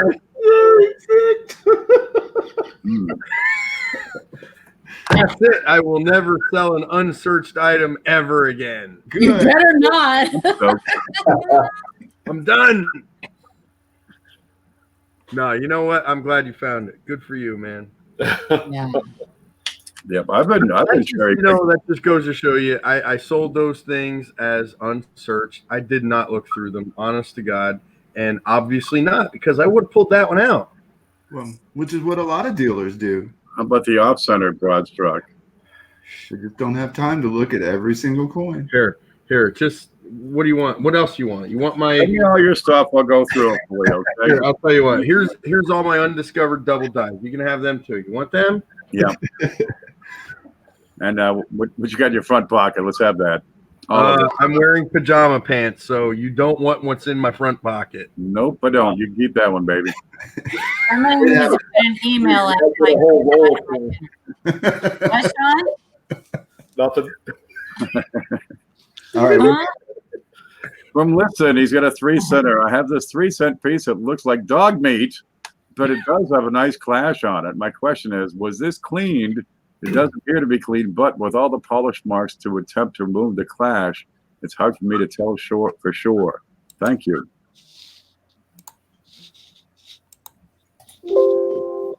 I don't see dog meat at all in that coin. No. That's a nice clash. Beautiful. Variated die with the clash in there. Yep. Yeah. Yeah, this thing is late die state, but based off of the appearance, it looks like it might have been cleaned. Oh yeah. I agree 100%. About it. I still wouldn't call it dog meat though. I've seen dog meat coins. This coin actually has a lot of character. Yeah. Yeah. I love the I clashes. like the old 3-cent nickels. It's Oh, because- I love the clashes. Yeah. yeah. Mm-hmm. Yep. That's a nice one. Mm-hmm. Yeah, I agree, Sean. Those are I I like the 3-centers. Mhm. They're nice. Lots of different. Talk about underrated series for sure. Oh yeah. Oh yeah.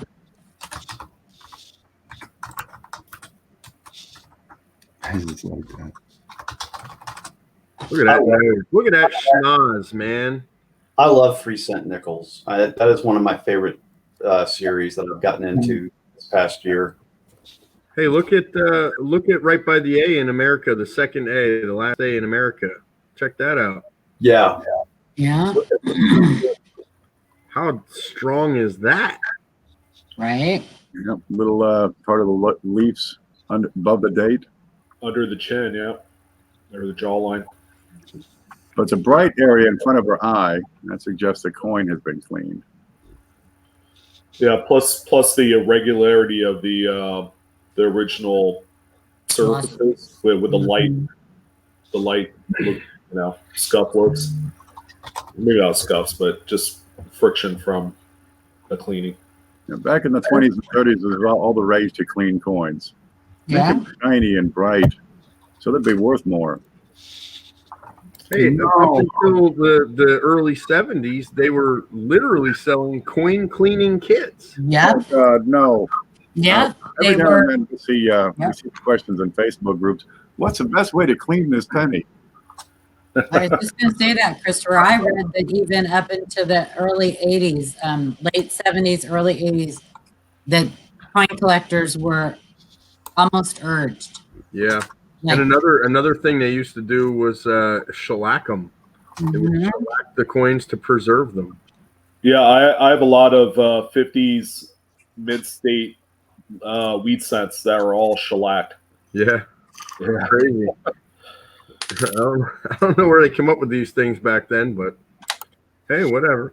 Robert asked what the difference was between a 3C nickel and a trime. A trime is design and metal content. silver metal content and design, but the trime has a star on it and a C.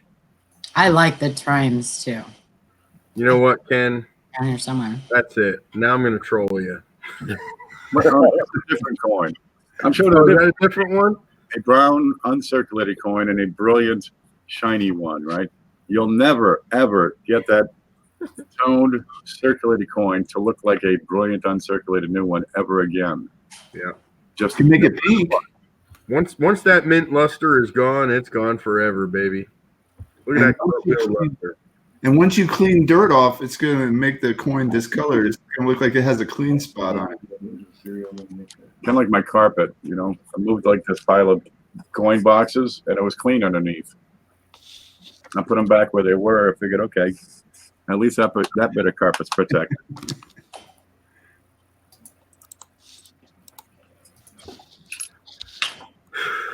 You got another one? It's up. Yep. I'm ready. Make her up. Make a pig. Hello? Click that button over there, and then, no, not that. There it is. I've got to go stir the beans for just a moment, so you guys carry on. For Boy. Okay, so this one's from Double Me Up, 1984 penny. Hi, everyone. I recently came across this 84 with what appears to be extra lettering above E pluribus on the back. It looks to have been polished away for the most part, but I see it. Do you? This should be interesting. Oh. Well, I'll tell you what that is. That is a contact mark from the edge of a coin with reeds on it, such as a dime, quarter, or $50.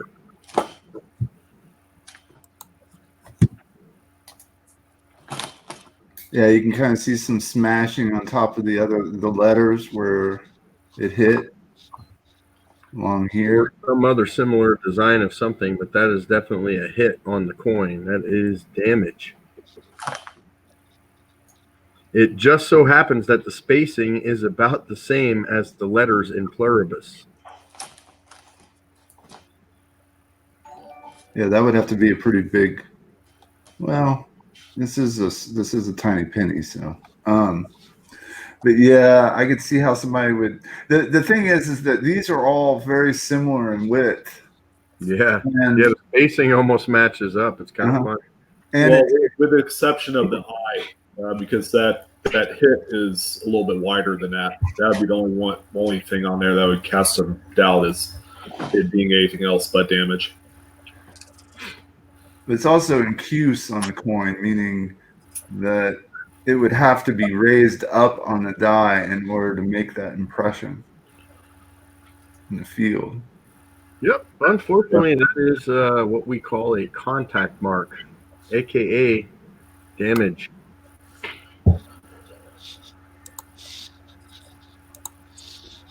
I agree.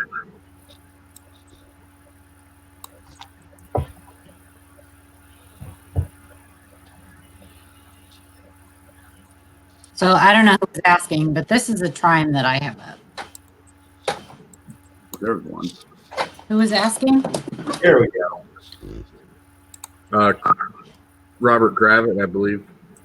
Oh, he knows what a trime is. You got one of those? Got the six-sided star? Got the harp-looking thing in the middle. On the back, you get a seed with fruit or something. Little circles and triangles. I love that side. That's my favorite side of the coin. It reminds me of something I just can't put my finger on it. Maybe like a half moon or something, but Mythical or something. yeah. Disney. I'm actually looking for a nice trine for my typeset. I'm actually $5,000 and it can be yours. no. I want the 1850. I want the 1851 O. It's the only one. Oh, nice. Yeah. You should. And min mark would be between the little ends of that C. Yeah, right there in that opening on the right. I had one. It was my first one, but it had a hole in it shaped like a diamond. Well, what the heck? Sometimes anything is better than nothing, and I was pretty stoked because I got it for like $1.50. Yeah. There's some really cool varieties on here. Plus, they're prone to indirect design transfer as well. And those are about the smallest coin we put out. They were 0.8 grams, so barely a third the size of the penny. Just thin little. Yeah, real thin. Very thin. I was afraid I bent one once trying to get into an album because it's got give.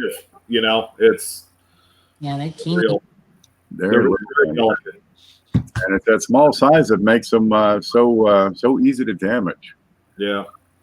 They'll take a knock, and it's devastating. The poor little things. I've seen above all other type coins, I've seen more bent trines than any other. Yeah, those in halftime. Yeah, I have a cap Yeah. halftime Yeah. event. Unfortunately. Oh, I got a package from Jeff Stanley today.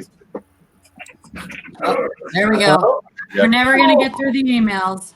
But somewhere in here, with my cutter, is a coin you probably aren't going to bend.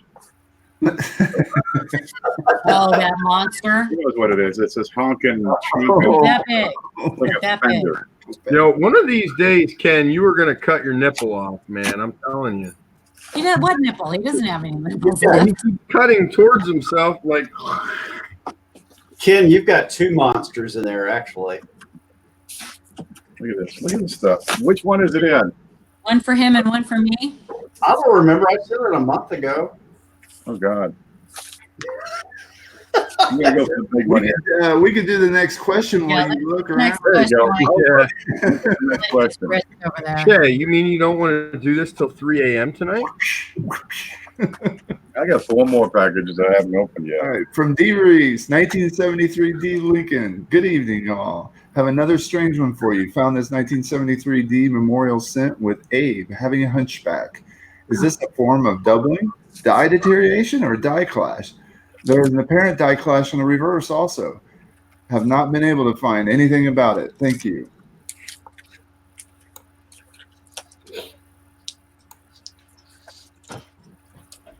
What the heck? What the? Is that die subsidence? Yeah, die subsidence, yeah. That's what I would say. I'm Absolutely. going to start with the assumption of damage, but this is not consistent with any form of damage I've seen. Mm-mm. It's raised. There, My goodness. I said it. I think we can dispense with that notion and go with the idea that this is different. Yeah. Mhm. It sure looks like die subsidence. Yeah, that's what I'm thinking here. Yeah. Sunken die raised on So the to farm. me, I think die subsidence is just a fancy term for a specific type of die deterioration. Yeah. Well, it is. Yeah. Yeah. It absolutely is. And looking at the rest of the coin, I see lots of die abrasion, a weird, I don't know, like waviness to the surface of the coin. So, yeah, I'm going with die subsidence here. Yeah. I would absolutely agree. That's kind of cool, though. That's one I might also keep. Yeah. You don't see those very often. No. You got to wonder how terminal that die was before they started patching it back up together. Yeah. And what's crazy is how some of them will, totally shatter, die cracks, all kinds of stuff. But then, yet this one obviously was in use for quite a while, and I see no cracks at all. Yep, Coin Dragon Labeled it the Hunchback of Illinois. Who So sent it? So I'm going to share my screen for a second. There's actually his coin on Airref. As far what's it listed under? I'll show you. So if you want to, are you sharing me? He's looking for his hockey puck. I don't, what year was his? Well, he has to put me up. 73D. This one's an 88. No, this is a 73D. Yeah, that's There you it. Same spot. Yeah, same thing. Yeah. Yep, die subsides. Boom. You have the example. So archaeology, he did send this in, right? Is that his So I'm coin? gonna, It was D. Reese. Oh, I'm gonna D. put that in chat, the link to that. Yeah. Doug, I need photos of that, nice and sharp and clean. Both sides. We have photos. It's on Airref. I want dollars. I want dollars. What are photos? Yeah, that's actually really cool to find one that is the same exact image as the one used as the example on the I website. knew I had seen it. I knew I had seen Pretty it. cool. Yeah, it's really cool. A long time ago, too. It's been a long time. What? What? Oh, you showing your big honking coin there, Ken? No, that's a wooden nickel. Yeah, wooden nickel. Wouldn't it? Other packages here. I gotta hope to find that big honker. We'll get there eventually, though. Hey, I've got the follow up to that Samoa, American Samoa. What's above his head? Oh, okay. So Yeah, that's what is the that opera about? picture. That looks like to me. Hold on, I'm not as slick as Jay is with this stuff. That looks to me like reeds. Like bag marks. Oh, up there by the head. Yeah, bag marks. Yeah, that's a contact mark. right. Let's get. There's a closer view of it right there. Yep, bag mark. I was interested to see around the ear area.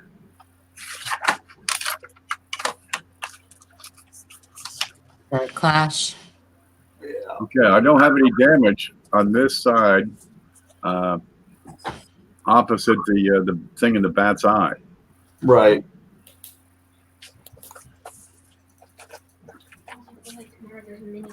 And that also supports the notion that it's a struck through Right. on the eye of the bat. Right. You know, other than those minor contact marks, the surface looked pretty clean. You know, on a side note, that's a pretty interesting surface that the coin is sitting on.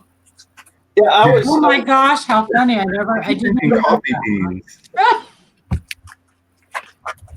That's What exactly is that? what I was thinking, Shay. Coffee beans. But I think it's some sort of styrofoam packing material or something. I don't know. Air package. I don't know. But yeah, coffee bean stuff. There, okay, we got it. Caviar. Thank you for the follow up. Okay, to get back to my other follow-up, they say, you know, those little 3 centers crap out because they're just so darn small. Size matters. Let me put a $50 up here. One moment. 107 button. Depends on who you talk to. Where's the Oh, home you're button? going for the wow factor, huh? Yes, Ben. Here's a penny. Okay. Here's a $50. And what is this, Jeff? That's a 5 cent. That's from From Russia. 1769 from the era of Catherine the Great. Several kopecks. There's a $50. I got a Morgan here. I can show you the size of a Morgan. Man, how big were their change purse? This is going to go through your dungarees right quick. What is that? Look how Look how thick that thing is. it is. A brick. You're not going to bend that, poking that into an album. What's that weigh, Ken? That's the Russian version of a cartwheel penny. Now that's probably the biggest coin I've got. It's no lettering on the edges. It's a manhole cover. It's a weapon. A weapon, right? Yeah, I'm going to play with this. Why Russians are strong. You can keep it in your pocket. It's use it as a really hammer. cool.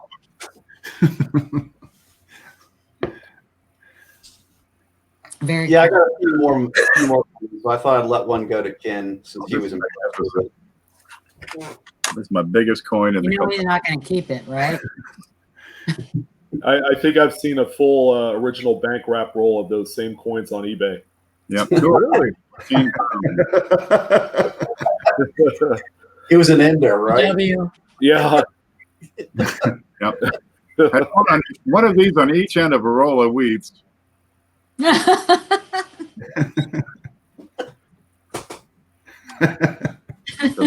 Hey, I'm sold.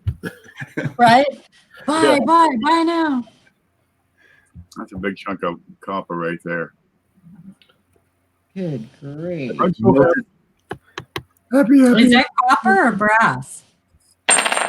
Mostly copper, maybe a little bit of brass. It's kind of thicker in the center. 1796, I'd say it's probably pure copper.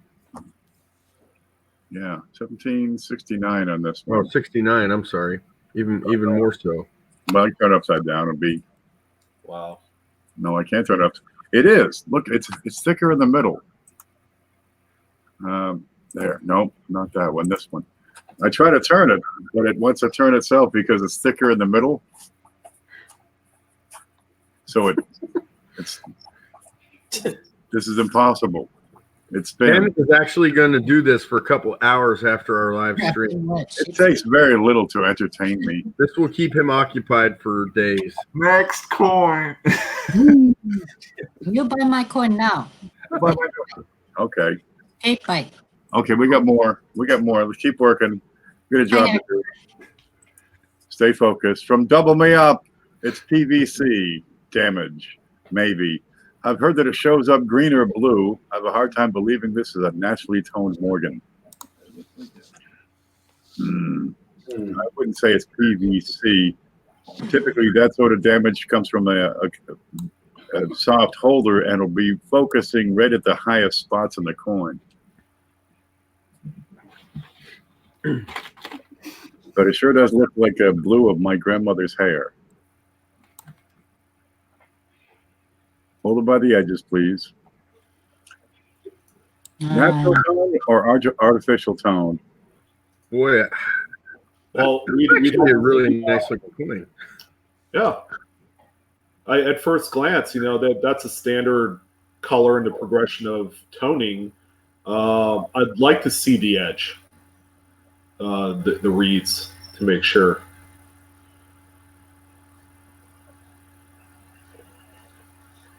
Now that's a void right there with no coloring. So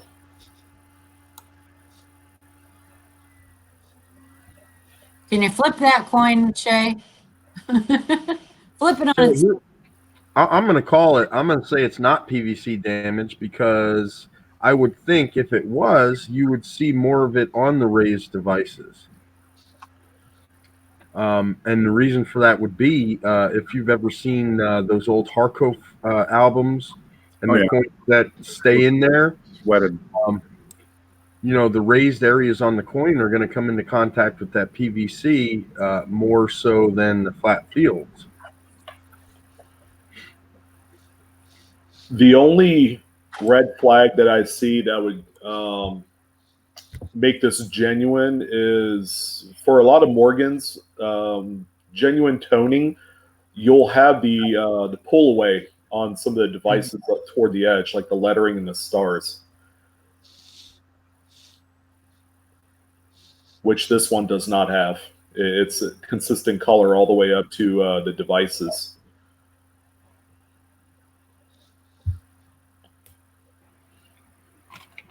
So by pull away, you mean like void?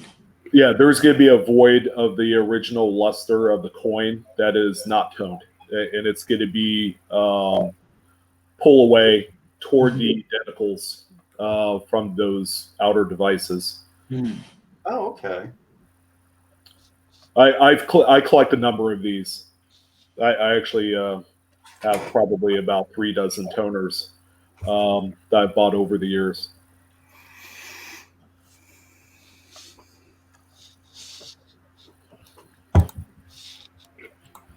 Smell it. Does it smell like eggs? Smells like blueberries. Smells like blueberries. This is commercial Morgan. So we're saying not PVC damage, but toning and most likely artificial. Yeah, it's questionable. You know, I'm kind of 50-50 on it personally. Just some of the voids, just the unevenness of the toning. Like there's some blue toning on Liberty that's kind of spotty, and that's kind of weird to me. I don't see that often. Yeah. To be sporadic evidence.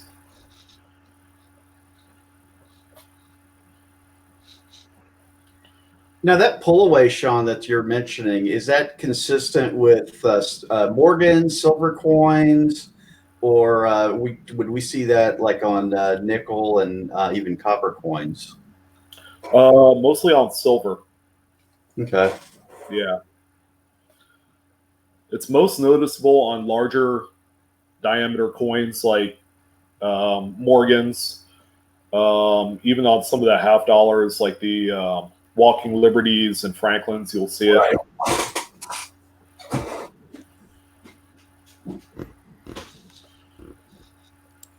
All right. Let's grab this next email. Wonderful detail on it, though. Yeah. Comida Herring at 25S Lincoln. I believe it to be an RPM. RPM number 8 by Wexler, and Copper Coins number blank, number something. I have to look that up.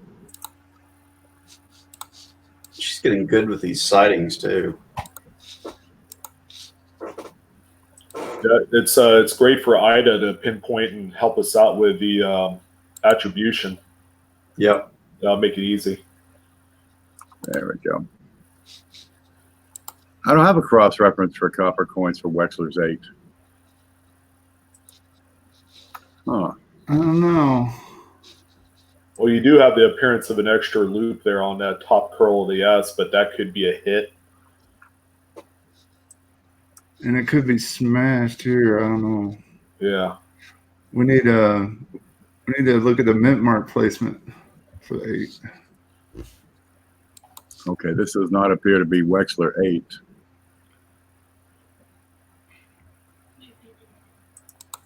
Wexler 8, I'm looking at triple serifs on the upper right. Does not match any on copper coins, just going off of mint mark placement. Yep. And Wexler 8 is also a double die. Wexler's double die number 2.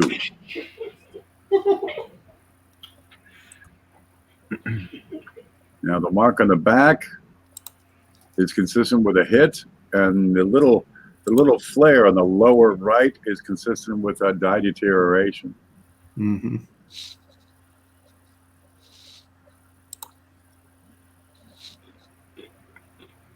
And we got some die deterioration we can see over there in the L and Liberty that's consistent. Sorry, Ida, not on this one. The 5 looks good, the 2 looks good, the 9, the 1. You get a little hit on the left upper part of the 1. Not this time. I don't feel the love. No, I don't either. Zoom tight. If that was a sneeze. That was just a little cough. Oh, okay. I've got Wexler 8 showing, if you'd like me to show that. Let's see. Sure. That's It's not it. fall season in Georgia. Did we see this? No. Bob C had mentioned I'm horrible at spotting these things, and well, when they're low grades like a VG or under, they're tougher to diagnose. Mm-hmm. Come down. This is Wexler number 8 here, which is triple tilted. And we're seeing multiple serifs on the upper right. Yeah. And big fat 9. Oh yeah, it's too close to my the two. upwards. Mhm. So not a match. Not a match. All right, I got the next one from D. Reese. From D. Reese, 1962 D. Jefferson, checking to see if this is an RPM.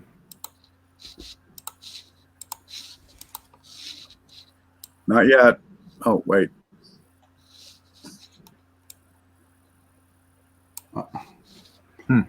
I've come across quite a few of these. I see a lot of die wear, but it's the upper left, that little bulge at the top that has my attention. Yeah. Jeff, you're our nickel guy. What do we got here, buddy? I'm bad with these 60s ones. I'm a 40s and 50s. Let's see. There looks like there's a little bit of metal on the inside of that one. And what was the date again on that? Was that a 63D? 62D. Let me see if I can cross-reference it. The Konica has no RPMs on 62D nickels. Yeah, that's why I'm thinking I got a roll of 62D, and I was hoping to have RPMs in there. Then I realized that there were no listings. Let me see what Brian Rybar has. Is that a horn on the top right? It almost looks that way. Rybar is double dies. Wexler is RPM.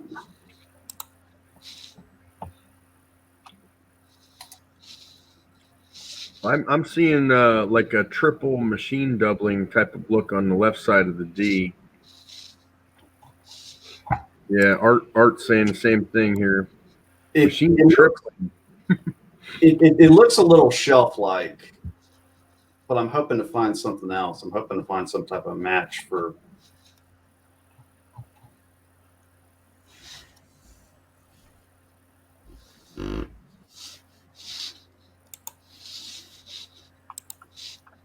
I'm not feeling it. Saying the same thing here. Well, they have. It looks a little shelf-like, but I'm hoping to find something else. I'm hoping to find some type of match for. Somebody's got their YouTube on. YouTube video. Oh, What intrigues me more than anything is that thing that Ken pointed out, which almost looks like a horn on the top right, sticking out. But based on everything else I see, I'm going to have to say machine doubling on the mint mark with maybe a die chip or something inside. I can't call it that. I would need better photos to call anything on the inside. Hey, Chris, are you referring to that what appears to be the vertical bar of a D on the inside curl? That looks like a die chip? Yep. Yeah, I'm not sure if that's even part of the coin node, to be honest with you.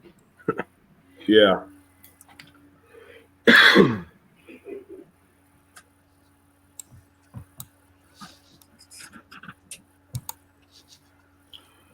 Looks like Vietnamese rice paddles. Rice paddles or rice patties? And those weird cookies with all the layers. Ken's eyes aren't that good. Eyes look like L's to him.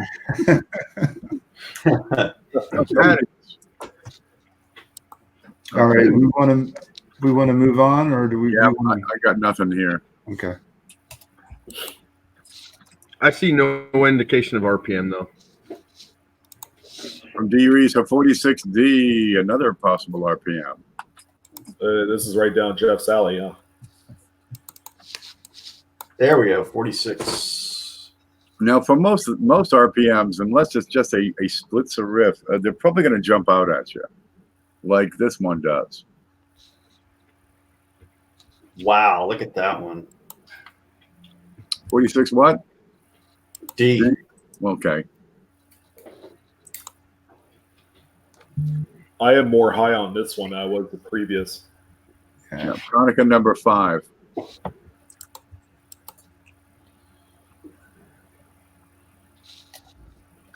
Beat me to it. I was Over there. heading there.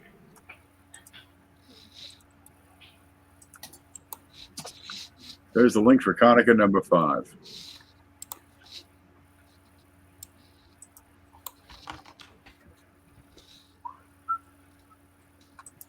Very cool.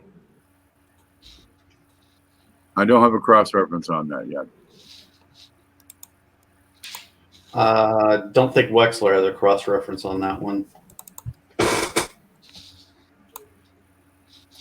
From D. Reese, an Indian had sent 1901 trying to figure this one out. Whatever's going on to the left of the bust. At first thought it was glue, but it appears to be more like extra metal or rolled up. Not sure if it could be a lamination or if someone tried to clean it with some kind of acid. Wheelbird by acid. I know it's hard to tell without the coin in hand, but any thoughts would be appreciated. Thanks again.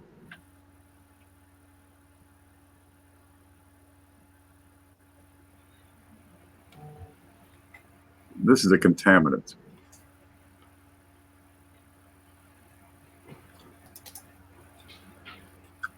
We also got some stuff going on. Yeah, I was just going to say, look at the distortion on the eye in Liberty as well. I almost think it's damage. It's hard to tell if it's raised or in Q's. There's also a spot that's right underneath the ear that's interesting. It looks like lamination, like retaining. That one does look like a lamination, doesn't it? Yeah. But does that play into what's going on in the fields there and in the headdress? Oh, boy. Hey, this is a good one, guys. Yeah, this one's tough. Not sure what the heck that line is in front of her nose. I do like that anomaly below the ear. That really does have the look of lamination there. Yeah. I mean, that kind of does as well. What's going on next to the A? This looks to me like a semi-transparent solidified liquid, like resin or lacquer, glue, or sugar water. I mean, I could sort of buy that, but then I see the bottom of the T in the bottom of the second T in states is distorted. The I in Liberty on the headband is distorted.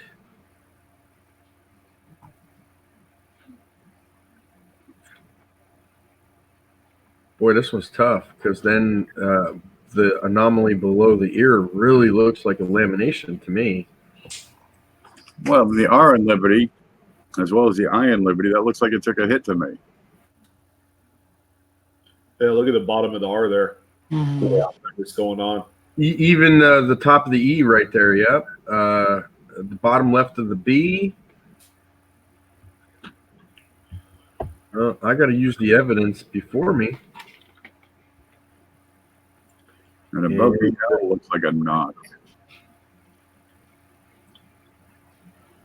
Is the bit above the B raised or sunk in? It looks raised by the picture, but sometimes I have a hard time telling the difference between The the two. shadow line says it's raised. Did I see some damage on the rim? It looks like the rim had a hit when you were all the way out there. Right there, and then above the, a little Of the T. Looks good. I don't know what the line is above the date. about 10:30.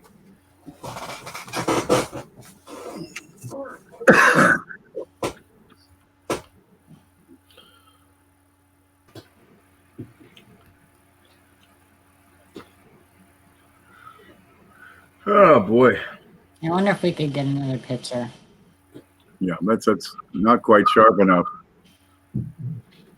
I just have way too many things this could be. I've thought about, given the age of the coin and that generation, I was thinking rusted die But like Ken said, it could be foreign matter that's on the coin. Something that maybe acetone can get off. And it's kind of hard to say, but at the same time, that looks like a retained lamination under the ear.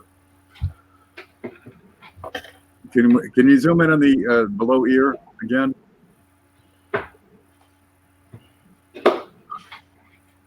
Can you go up just a little bit? It's a little too much. I'm not able to. I wanted to see if that was like moved, if it was displaced. Below it a little bit, Shay, below that anomaly. Like very bottom of the photo. Yeah, right. Yeah, closer and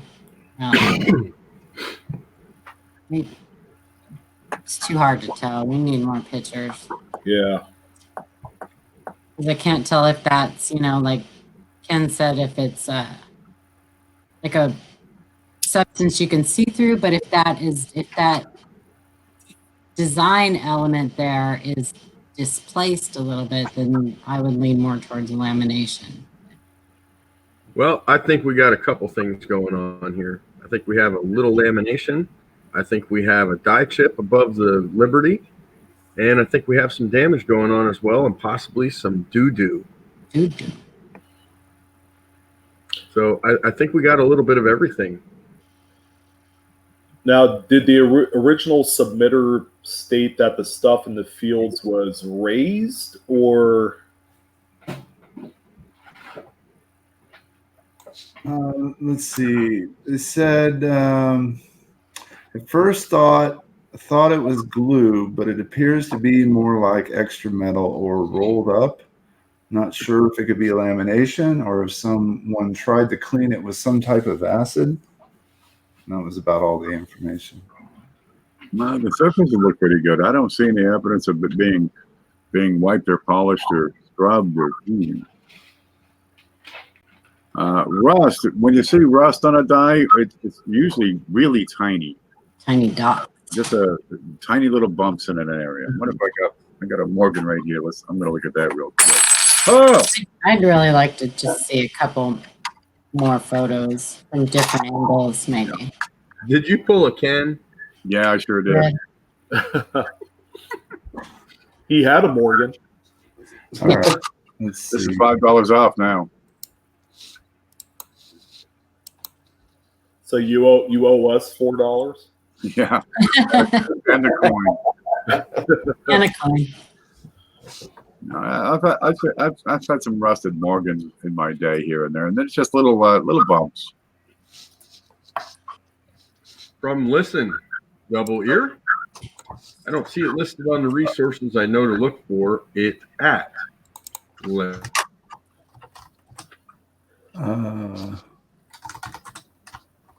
Oh, Yeah, you're right, Coy. Sometimes you have to have the coin in hand. You're right. I mean, we do the best we can with the photos we get, but nothing's better than having the coin right in your hand.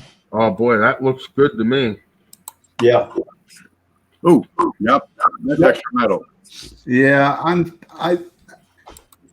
I did find a couple on Wexler. Let me pass the link. I love those bulbous protrusions. I do too. I looked for them. I found a few. They're on all. I mean, there are so many years. The tendency is for you to skip past them because you're looking for something else. But almost all the quarters that he has listed has a doubled ear variety, and they're pretty cool, I think. Let me send you a link and tell me what y'all think. There's two of them on the link I sent, Wexler's.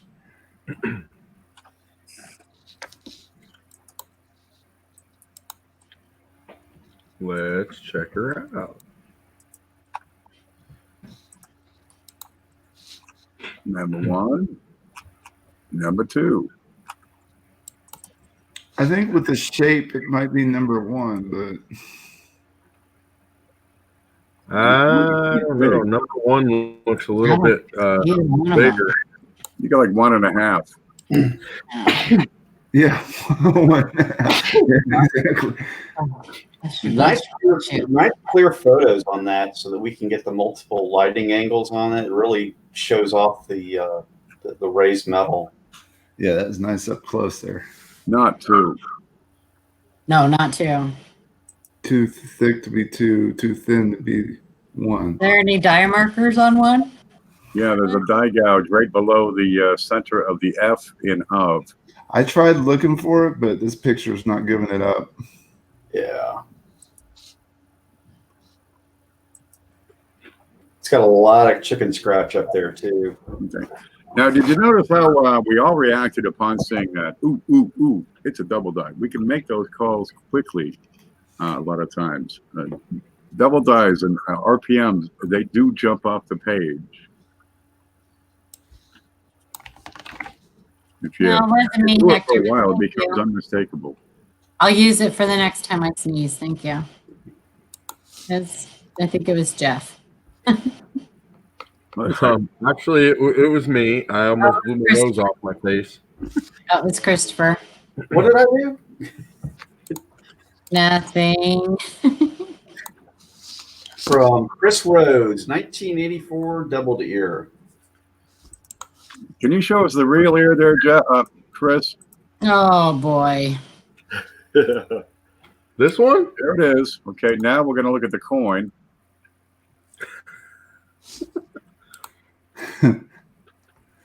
I mean, there is no mistake in that one, right?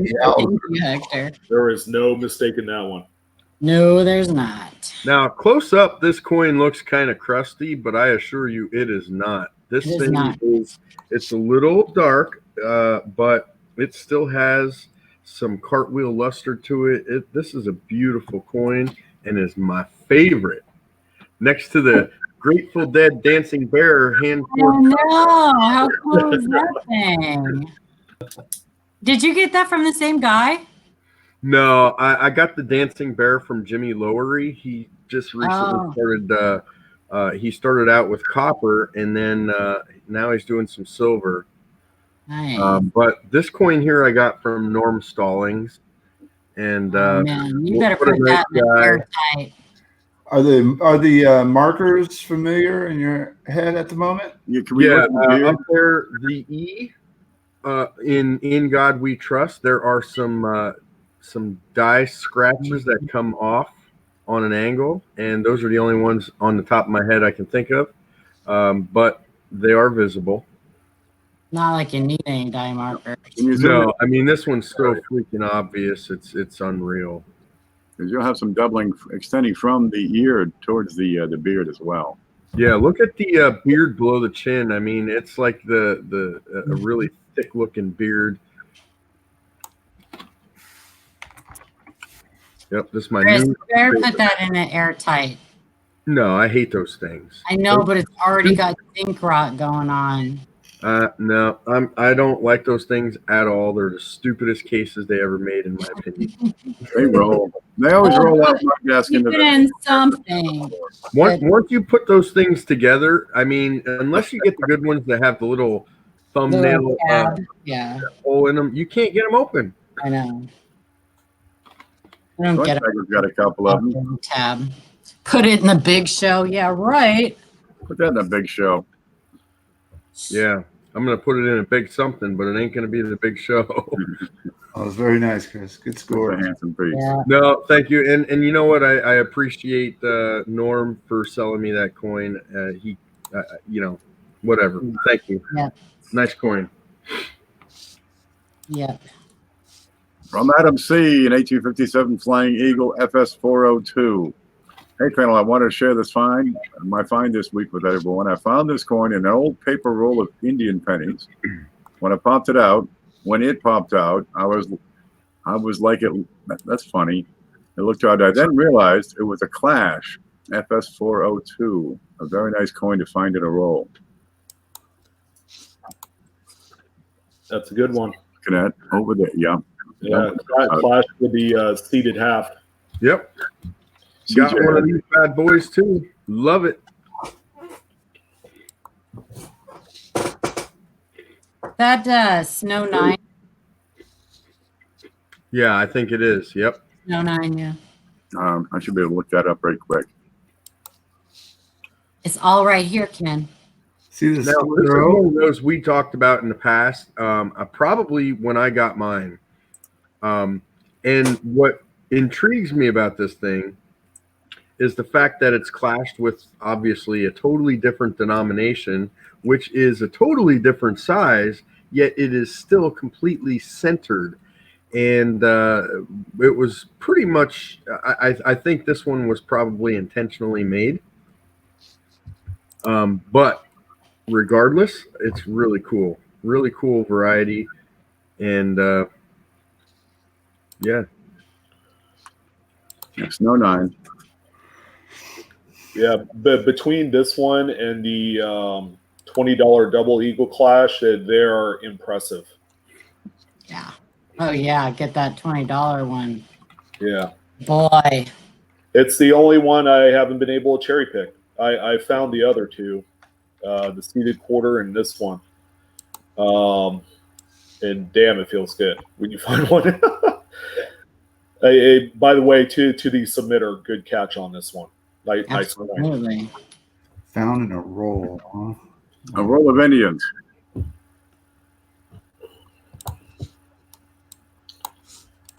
Someone didn't know what they had. From Roy Johnson, 83 Lincoln, doubled earlobe. I hope so. I see what looked like a double earlobe. I did not see anything listed as such, yay or nay. Either way, have a good day. And that rhymed. You're a poet and didn't know it. Yeah.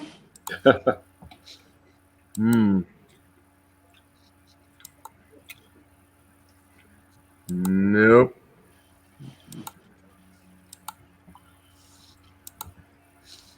That looks like a very, very tiny hit or scratch. That's a well-placed contact mark. Notice the shape does not match the ear in any way. The shape of that dark blemish.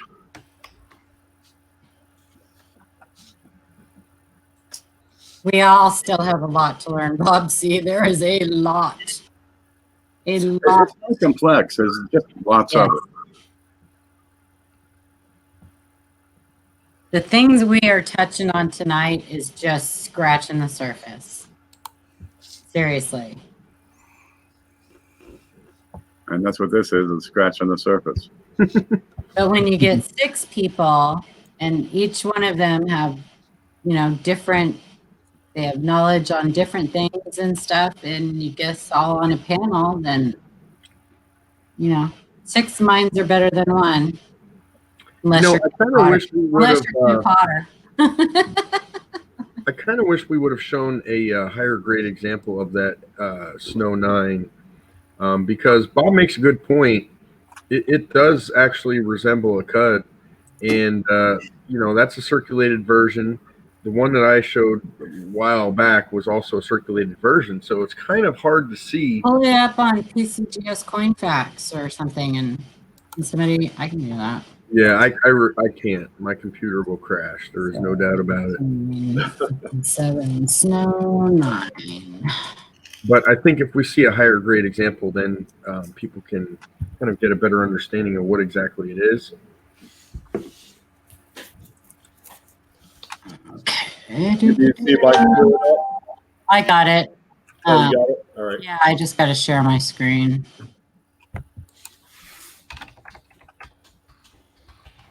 I got to stop eating snacks. That's what I got to stop doing. Isn't it like 10 o'clock where you're at, Chris? It's 10:55 p.m. and I've already hammered 1 full bag of potato skins, a half a bag of bugles, and a chocolate chip muffin. So you're gonna have a hard time getting to bed there. Did you pull it up, Ken? Yeah, you're looking at it. Oh, Okay. look at that. So you got the clash above the left wing. You get a clash just below the above midway of the left wing, and the major clash through America and coming up at the tail. And this is a clash from a seated Liberty $50. does it show the overlay? Oh, there we go. Now, what I was saying earlier, it's not quite, but it is almost completely centered properly. It's so perfect. It's strange, but still pretty cool. Yeah, I think how centered it is helped identify this really easily. Yeah, you're right. Yeah. So I wonder if you can cherry pick these, finding them listed as possible cuts. I wonder if that's a strategy for trying to find one of those. It's possible, but I would think that even if it's listed as a cud, you're going to pay a nice premium for it. Yeah. This is something you have a really good chance of cherry picking with a lower grade, for a decent price at a show or something like that. Because even in the low grades, that right side of that, you can't miss it. There's no missing that one. You're right, Mike White. Mike White says, "How in the world does that happen?" And you know what? That's a damn good question. I think it happened on purpose. That's just my opinion, but I don't know how else that can happen.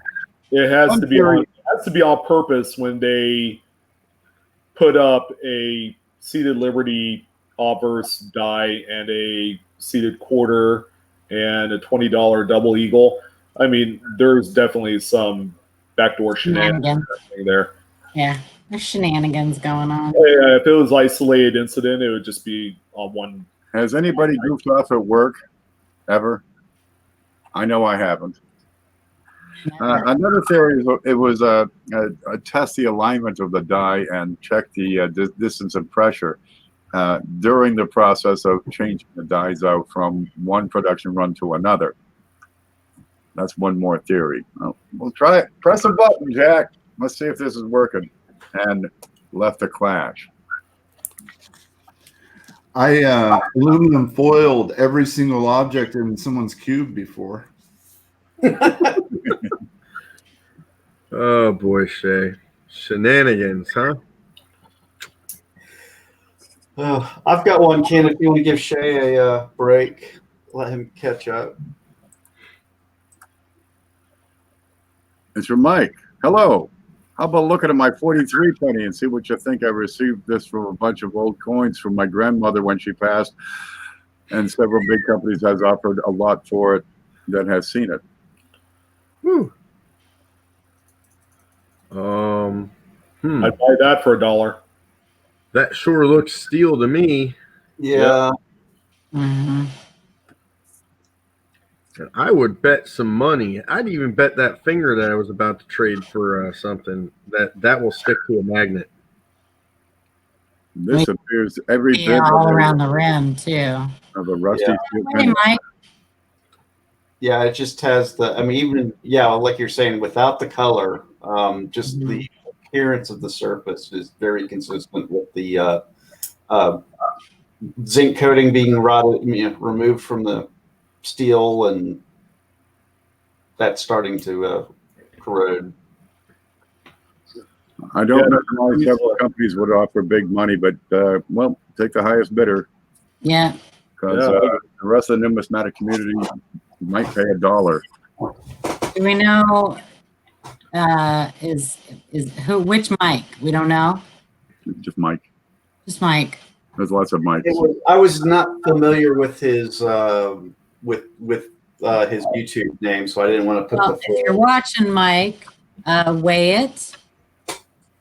If it's zinc, it should be 2.5 around there. If it's actually copper, it'll be 3.1. And see if it sticks to a magnet. And if you're weighing it, make sure you're using steel, not zinc, steel. Zinc-plated steel. And make sure you're using a scale that's got 2 digits on the after the decimal. Now those steel scents, they actually have 2 different weights, don't they? Yep, but the tolerance, they cross. So it's just about impossible to tell, because if you have a lightweight, heavy, it could weigh less than the lighter weight. Yeah. So they do cross. Sold to art. Mike White said, not Mike White. Well, that was kind of why I was asking Mike, but okay. Not Mike White. Yeah, I don't see anything here that would give it any sort of a premium beyond the novelty of the steels. Yeah. I will say this though, these things do not wear good at all. No. No, once you perforate the zinc, it's no longer galvanized. They're hot dipped, and when it's gone, the zinc protects the iron underneath, and it just rots. Fox Run said, no, it doesn't stick to a magnet. 50 years from now, they're going to be gone. I don't know how that does not stick to a magnet, because I don't even see a copper color to it. It looks like a normal circulated steel cent to me. Dirty one. Yep, I don't know. Rusty and dirty. The idea that it doesn't stick to a magnet flies in the face of what I see. The two ideas don't jive. No. So, What does it weigh? Hey, Bob C said Littleton Coin Company will resell that one. Yeah. that's $4. And conclusion that is the case. So will HSN. For your approval. Yeah, they'll gold plate it first. There's anything Yeah, else right. with that magnet. And they'll put it in a fancy set.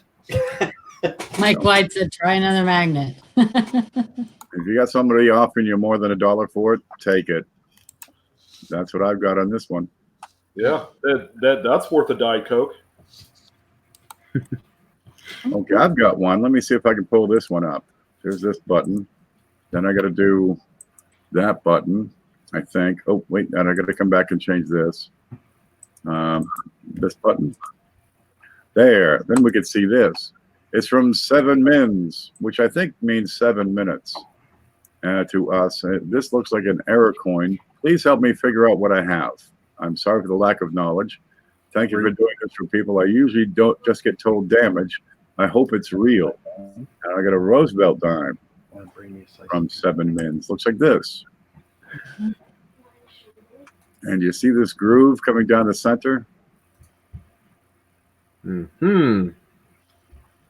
So what's your knee-jerk reaction?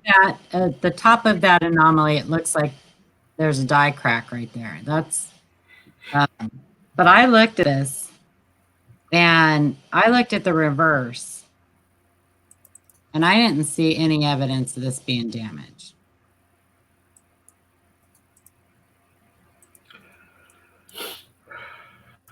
There you go. On the reverse, I got some flattening of the central leaf right across the shield. Based off of the what I see, it looks like there is a copious amounts of strike-through grease on this one. Mm-hmm. That was, especially on the reverse, it's centered toward the middle, and you see the flow going up the torch and into the fields. Yeah, I see it to the right of the torch, right above those leaves as well. Yeah, which is very consistent from what I've seen in the some of the national park quarters, like the was it the Acadia and the Chaco culture. And that's probably what I see on the obverse as well, just a hard amount of strike through that caused that anomaly. You know, because this would either have to be damaged or at the time of strike, something between the coin and the die. Yeah. But I don't see much for impact on the front here. So I'm looking at the back for something that would receive the impact. Yeah, like a flattening, as if the coin was bent or something. Yeah, but it's a good match for the shape of the torch, which is kind of interesting. And this bit in the middle, this looks like it's been flattened here. Is that also some pretty strong machine doubling on the left side of the torch as well? Is that what that is? Right. Let's get in there. This is consistent with MD. as it is over here in the letters. Yeah, see the O and 1 dime right there? That's some machine doubling too. Mhm. And on the N, on the D, and the side of this guy made thinner. Yeah. And up here, this is, you see the thickness of this shadow line is very thin. There's not much relief here. This is consistent with machine doubling.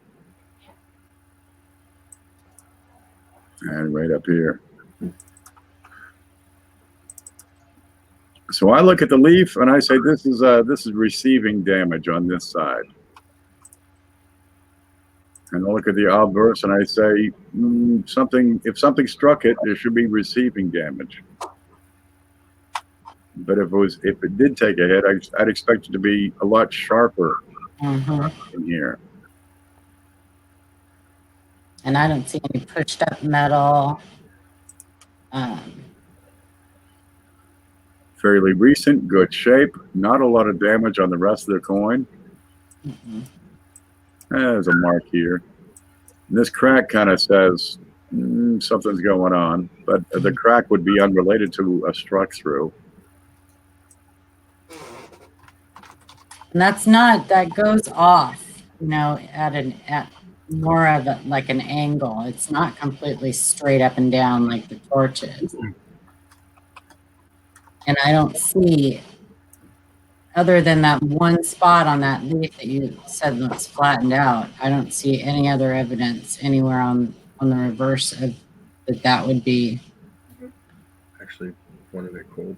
Yeah. damaged. So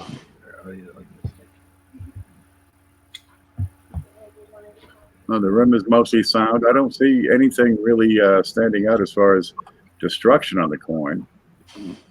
But I'd like to see more detail here. So are we able to make a call on this one? I would tend to go with what Sean said. That I would agree that I am completely lost on this one. I think if we had the coin in hand, and if the coin exhibits an obvious hit to where it makes a depression, especially if it shows flattening on the reverse, I mean, that would be a telling sign that it is indeed damage. Even if the rims were not affected, it would still have a depression in the center of the coin, enough to show what you see on the reverse. So it's if it's like a clamshell. Yeah. Yeah. Kind of what concaved or. That's a big enough area that if it did take a hit, that could cause a clamshell to the coin. Yeah. Yeah. So I want to also look at the luster across these areas compared to the fields, compared to other areas of the device, and compare with the luster inside here. Put it under a scope. See if you see some jagged or stretched or distorted metal. Hey, Ken, take a look at the area underneath the bottom tip of Roosevelt's bust. That flat area. You see that little kind of what looks to be just a change in the color of the luster right there, which might indicate that there is a bend. And this Exactly what you're talking about right there.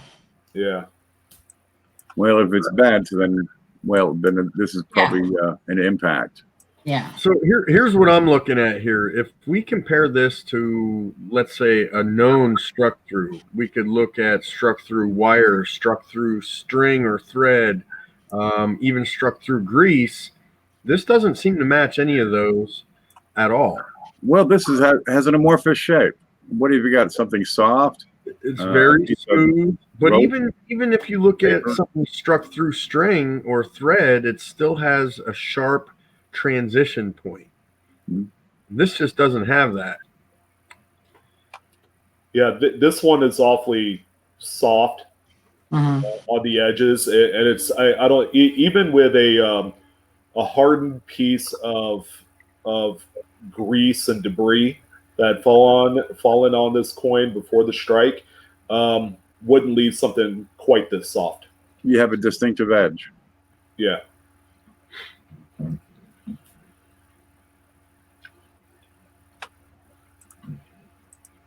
Judging from the rest of the coin being pretty sharply struck and missing the detail here in the center, I'm going to say this is receiving damage.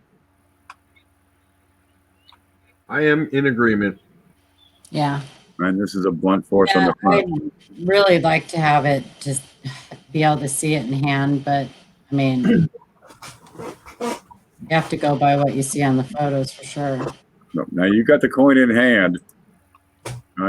I know you hope it's real, and I hope it is, but I don't see any indicator that this is anything other than damage. But if you think otherwise, by all means, hold on to it and get more eyes on it. Yeah, I have a few of these that I've looked at and I've shown to people that I have set aside as I learn more and I meet people that are specialized in certain areas. What is a little more interesting, I think, is that what Paula called a die crack up at the top of that anomaly. That's kind of interesting. Whether it's related or unrelated to the other thing that's going on there, I'm not sure, but it almost looks like some sort of displacement there. Well, the die crack is a void in the metal, where a void in the die where the metal from the planchet has squeezed into that gap. For the rest of this, you'd have to have something raised on the coin, or something between, raised on the die, or something between the die and the coin. So here's a void, and here's something raised. That doesn't, that dog don't hunt. We ought to have Mike Diamond take a look at this. Yeah. He's available on Facebook. There we go. That's what I've got for this one. Yeah.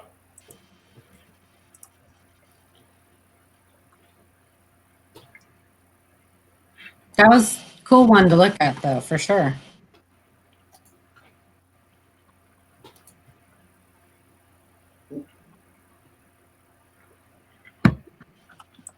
Very cool. What are you doing, Chris? Making faces?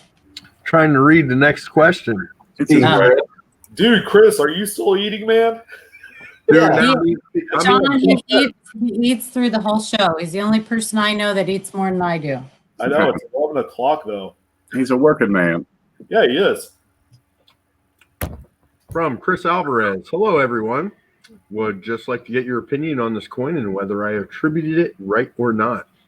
This one caught my eye because it appears to have a small brass splinter on the bottom right of the obverse. My daughter's laughing at me because you guys are making fun of me eating.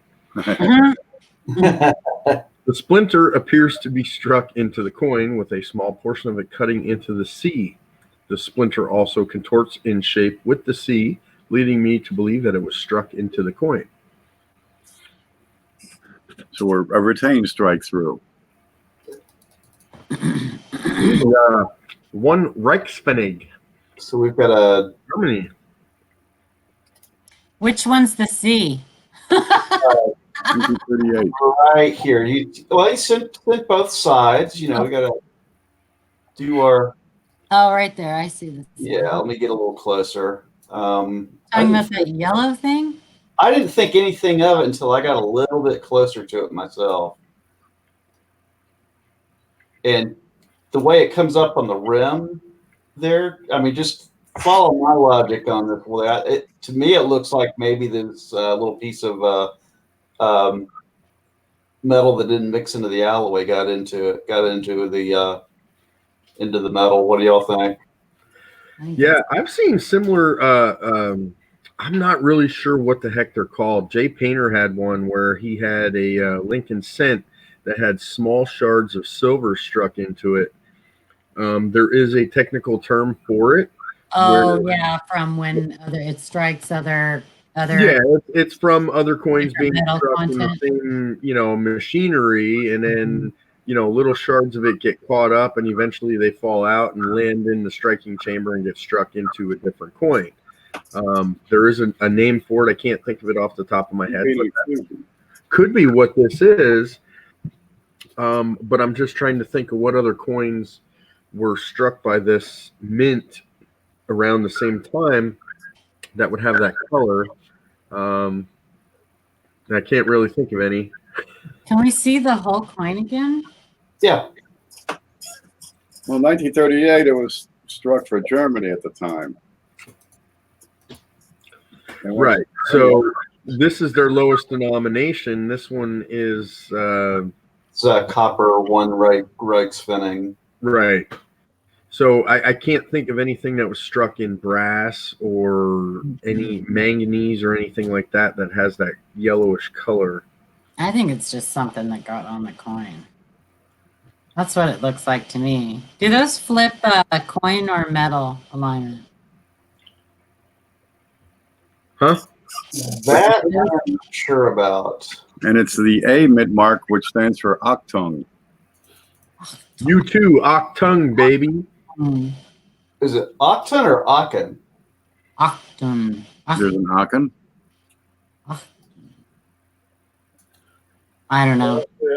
After doing a little research, Germany did strike a 10 Reichspfennig. That is that same lighter color that you're seeing there on the seat. Okay. So So it's yellow? would that be a? Isn't that called an inclusion or something? No, Yeah. inclusions are, I thought inclusions were something else. Chris, you're right. You're right on top of it, and I can't think of what it is either. It's for some reason Yeah. in my head, but Jay Painter had an example. It was a Lincoln cent with little tiny shards of silver that were struck into it, and I could have swore it was called an inclusion. So it was a pre-65 Lincoln cent. What's that, Sean? What was that coin a pre-1965 Lincoln with the silver inclusions? I Was believe that so. on Joe? Was that on Joe Cronin's? No, that I think he shared on the error group that was before Joe Cronin. Oh, not United States error coin. United States Air Coins. Okay. hey, Chris, I got the name for it. What is it? Intrinsic metal inclusions. Okay, so I knew the word inclusion was used. Okay, so Oh, you found the post? No, I found error. What it is on error ref. I don't think that's what intrinsic.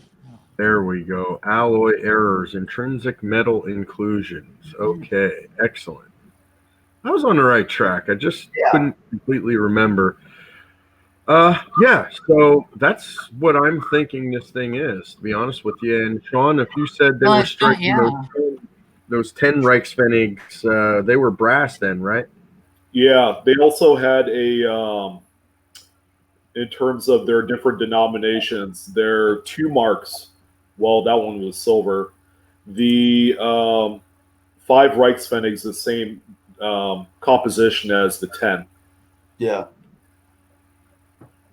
So it's entirely possible that it's a inclusion from one of those compositions. Okay, so this is actually stating that the inclusion starts at the very beginning of the process when the coin metal strip is made, and it probably represents a globule of unmixed zinc or tin. Now that was that specific one. So yeah, that's why I didn't think that what he had was called an inclusion. So that would make this one, if this is what we are seeing it is, part of another coin, a shard or whatever, then that would be a strip through. Yeah. Yeah. Yeah, I wondered if that was part of the from the very beginning of when these were pushed out of the strip, if that was on there. Well, what Jay Painters had was like metal left over on the dies, right, Chris? Well, it was part of the machine. It was caught up somewhere in the machinery. Caught up somewhere in the machinery, yeah. So then, technically, then that would also be a strike through retained, as YOLO said. Right. It's retained strike through. So is it metal shavings just coming from the press components or the dies, or no, it's actually metal shavings from previous coins that were minted that got caught up in the machinery somehow, some way. Yeah, gotcha. they Yeah, we've seen mint silver dimes or whatever, and then they switched out the machinery to do Lincoln cents and Yeah, about a millimeter long. Yeah, I mean, it could have been a rim fin that got sheared off and stuck in the machines, and then they started into these, and it came out. I mean, but yeah, it's a small portion of metal from a different metal alloy coin that was struck with the same machinery. Right. Could be rolled into the sheet. Could be punched out with the coin as a planchet. Could be pressed in later on at striking. But if there is the 10 Pfennig is a different material. Yeah, it's more of a brass composition. It's more along the line of that yellow metal that you see there on that inclusion. Yeah, because that doesn't look like it has any different relief. Well, it wouldn't if it's struck in. Right. I don't know. I'm thinking maybe it occurred during the creation of the planchet itself, or not so much the planchet, but when it was rolled into the metal. I mean, it could have occurred at that time when they were switching over mint. Yeah. You know, it's different. It's very possible. So in that case, then it would be the inclusion. But if not, then it would be a struck through. So it's one of the. But I don't think that any of that can be determined for sure without some type of testing.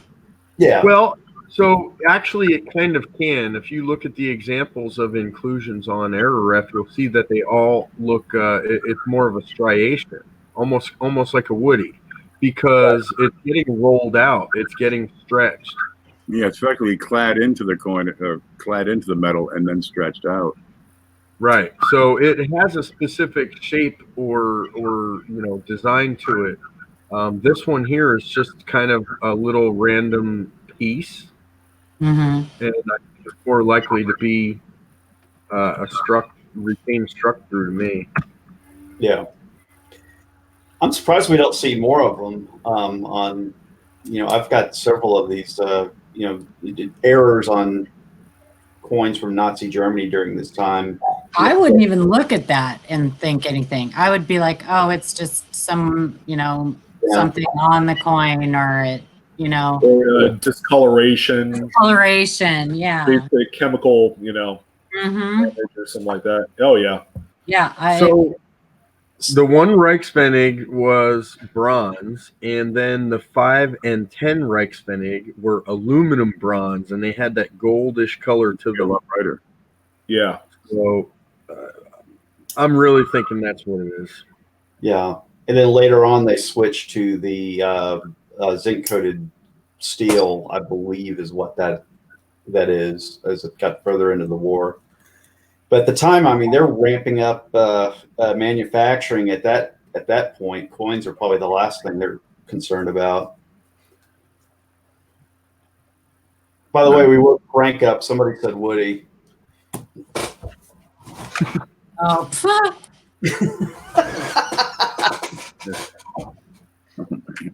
he's like, perk. Okay, I think we beat that one to death. Yep, Yeah. I think we beat it to death. Let me put my next coin up.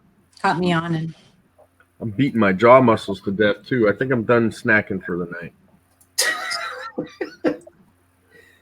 From Boyd's Coins, variety, error. I found this 37D Buffalo coin while hunting yesterday. Need confirmation on if this is a 3-legger. variety error. Was it a variety or an error? And the condition of the coin. A three-legged would be a variety. And an abraded die variety. Mhm. Please let it be. Please let. I want to win here. I want to zoom in on that baby.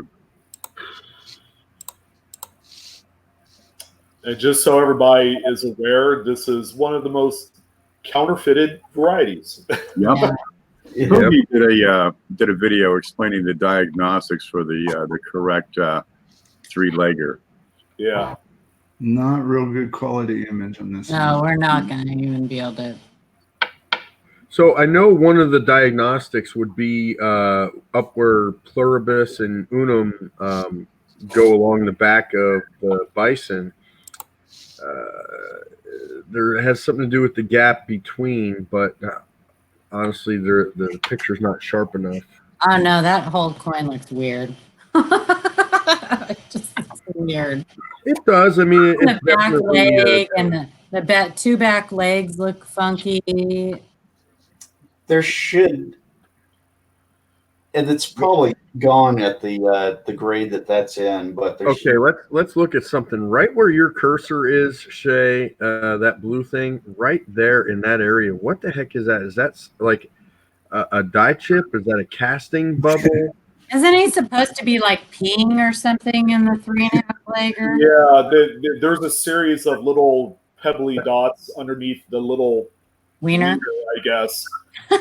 Just say it, Tom. Just say it.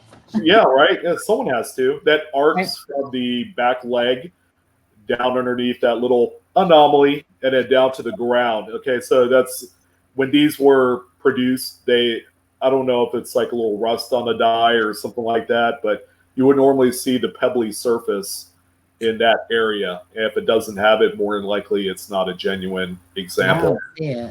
Well, that thing we're seeing right there, that's not the peen, is it? That's in the wrong spot, right? That's correct. That is actually just some of that fur or hair or whatever that's, that comes to a The point. tip of the whatever. Yeah, the tip of the Yeah, it's the tip of the. It's the Yeah. tip of Right the next to a seepin. seepin. the seepin. I kind of And wish we have a weakness on the back leg. yeah, Yeah. that's another thing. I kind of wish the quality of the pictures were better. Yeah. A lot of this staining is obscuring Yeah. some of the actual diagnostics necessary to. Well, that one that looks like it actually has like 1.5 legs. Can we look at the mid-box position? The thing is that it's funny you mentioned that, Paula, is that the other front leg is supposed to be full. It's not supposed to be. So I'm thinking that this one might not be genuine just because of that. Yeah. Like whoever tried to abrade that area to give it the look of a three-legger also went into the second foreleg and made it considerably weaker than what it should be. Okay, Even the photo over here. even the primary rear leg is missing. Yeah.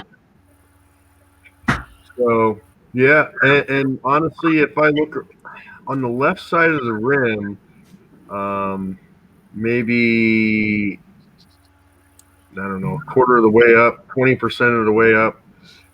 They're almost right in that area, right there. That's a little bit weird to me. Almost looks like a casting type issue. I think the whole thing looks weird.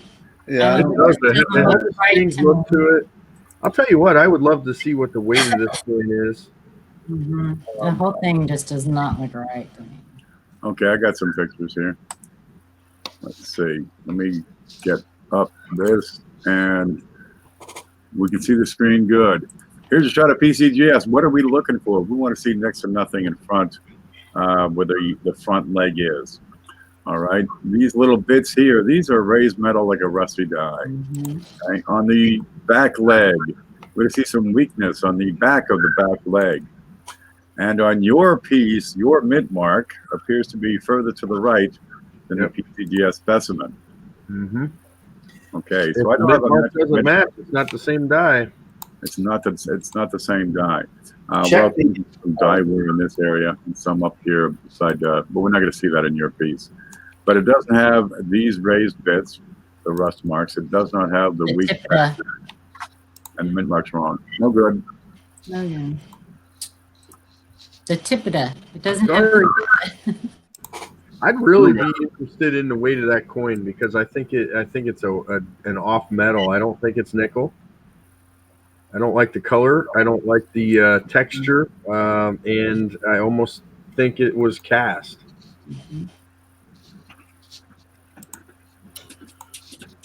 That's a possibility. You know, that thing could be made with German silver or a different Buffalo nickel host coin. Well, look for blebs. Yeah, and another thing is that there's so much inconsistencies with the original surfaces of this coin that, you know, if you were to polish away the front leg, you're going to have to retone the coin to match. And I think it's just a poor execution on this one. It does look fake. I know, Brian. Yep. I didn't want to come out and say it. So I just said I didn't like it. I don't like the look of it. Yeah, but that's okay. It is one of the most commonly fake varieties. Yeah. It's the key to the series for the Buffaloes. Yep. From Ben Marler, possible 1857 Flying Eagle Cud. Is the cud over in the word America? Hello, all. Just wondering your thoughts on Right. this.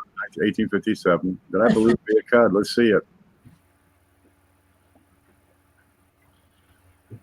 Oh, I think we have another- yeah. two in one day. Let's talk about this. There it What is. the There's your heck? confirmation, Chris. This is 9 again. Yep, Snow 9. Well, like I said, even in extremely worn examples, this thing is obvious. You can't miss it. You're better than a cud, Mr. Marlar. All right, great. We're done with this one. Let's go to the next one. Yeah, right? Moving on. That's the second one I don't have. That's a record. Yeah. But he's right. Jeff Stanley said maybe they're listing it as a cud. You might want to check that. And here it is. Is this a cud? Perfect. Hey, Paula, if you really do want one of these, like you can get one in that condition, like a good 4 or whatever it is, for like $20-$25. Yeah. Correctly attributed, of course. There's Well, I think I might spend a little time looking for a cud. Yeah, just so y'all know, these two coins came in from two separate folks at right around the same time, maybe a few minutes apart. We're just, kind of getting to it. So, Cool. Yeah, I like seeing those because these type of varieties are more along the side of more advanced. So it's good to see folks chiming in with stuff like this that typically a lot of other collectors don't know about. Man, I'm telling you, Sean, it gets better and better every week. I mean, really, Hey, you don't have to upsell me. all right. I'm done. Yeah. I knew it. I knew you loved it. The cool part about You guys are okay in my book. as We're much as the 6 of us probably gasped when we saw that, I bet we probably had a bunch of folks that are over in chat that are viewing that gasped at the same time because they saw that. They learned They that. recognized it. Yeah. Well, hey, Yeah. Bob C says he's definitely going to remember this one now. So Mission accomplished. Hey, me too. There's going to be competition for these. Yep. So much for cherry picking them online. Yeah. Yeah. Gonna be the Bye-bye. first- I'm going to be the first kid on my block with a Snow 9. Yeah, congratulations on that, Benjamin. That's a by the way, don't even try to compete with Paula. She is like the eBay sniped queen. So might as well just wait a couple weeks. No prisoners. So I shouldn't have gone easy on her. never go easy. I found a flyer on my desk last week. I'm so happy about it. I better look at that. Oh boy. No, it's just a Let's regular pull one. up an email. It's just a regular one. Next. Bob C said, I gasped Oh. when the cud. Yeah. That's all right. We'll just check out your coin, Ken. There it is. Like Once I'm here. fine. Ah! Ah! That's a real noise. It's not like we have a show going on here or anything. It's all right. No. Who wants to read? I'll do it.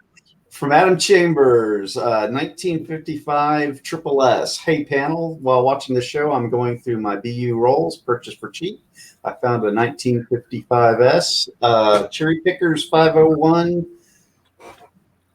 2 weeks ago. Different roll. Just while watching you guys, I came across a second example. This one was in better shape. It looks weird to find coins like this back to back from different sources. So you're looking for some little marks in between the S and the 5, up to the upper right of the S. Okay, upper right. Yep. There you go. Nice one. And is this the one with the slash behind his ear? Just a No, heavy- that's the double die. That's the That's a double double die. Yeah, this Cool, is, Adam. this is a fun find. I found Beautiful. my fair share. Absolutely. Nice shape in that on that coin too. Adam finds Most RPFs that you're finding are going to be worth, $2, $3, $4, maybe $5. This is one of the double-digit finds. This will go 20, 30, $40. Where the heck's Art at now? He fell out of his chair. Oh, there he is. there he is. There he is. There it is. There it is. Boom shakalaka. Oh my God. Hold on. I'll read it after I stop laughing. Okay. No, I'm just kidding. I'm just messing with you, Paul. From Adam. You know I love it. Do you? Okay, I I can. do it. You know. Anyway, 1973D Kennedy FS 101. Okay, panel. This is the second 73D FS 101 I found this year. I purchased 2 boxes of halves from the bank this year and found one in each box. Boy, don't we wish that was the average ratio, huh? When looking in the Cherry Pickers Guide, it states they released several of these variety in the Kansas City area, so I guess that would make sense since I live in the KC metro area. I sold my last example to Chris, I believe, and it was in rougher shape. Huh. Mhm. Good night, Dodger. Thanks for coming Doctor. and Hi, Doc. save us some of those W quarters. Just kidding. I haven't even seen one yet. I didn't see one from last year. I didn't see one single one from last year. What makes you think I'm gonna see one this year? No. Right through that R. That's a big fat R, big fat U. Is that a 74D? 73D. Oh, it looks like the 74D. Why the disappointment? This is more rare. Because So I always look when I'm because I buying. just bought a 74D last night. This right here is so distinctive. This little pickup. This is like the best pickup point because it's almost always there, no matter what condition the coin's in. If you see it, you are on to it. But yeah, I've been able to come across these much more rare than many, like the 74D and the 71, the 17 different double dies. And this one, I don't come across it very often. No, I do come across it more in the 72s, but DDRs. But this is a good one. I love finding these. Would you like to see my screen? Hey, you guys, Sean has to go in a couple minutes, so Oh, wife's kicking him out of the room. Don't tell me that. I'm gonna say that. I'm gonna tell Yeah. everybody. Oh, absolutely. We're amongst friends. well, let's use them while we There's no got. secrets here. Let's use them while we got them. What do we got next? Yeah. Yeah, we only have 4 more that came in before 9. So let's see. Let me get them out here. Okay, we'll get to them eventually. Might be next week, but we'll get to them all. Yeah. It's from Eddie James, 1960D RPM. Lincoln has cracks. Took a while. Funny how a computer knows exactly when you're in a time crunch. These are the best I could do. Hope they work. Thanks again.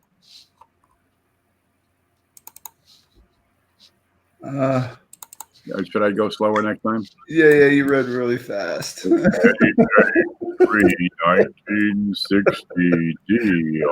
RPM. I don't know. Oh, Up at the top. right there.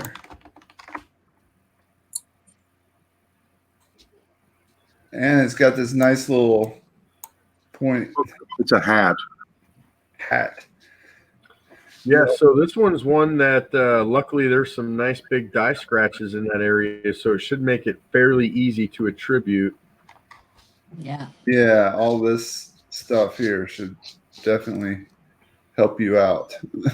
Yeah, and for this one, I would definitely go to copper coins because Chuck really likes using those die scratches as markers. So Kind of looks like the same scratch I saw on that one at the beginning of the show. Yeah, I'm waiting to see a large die cracker going down the bust. Right?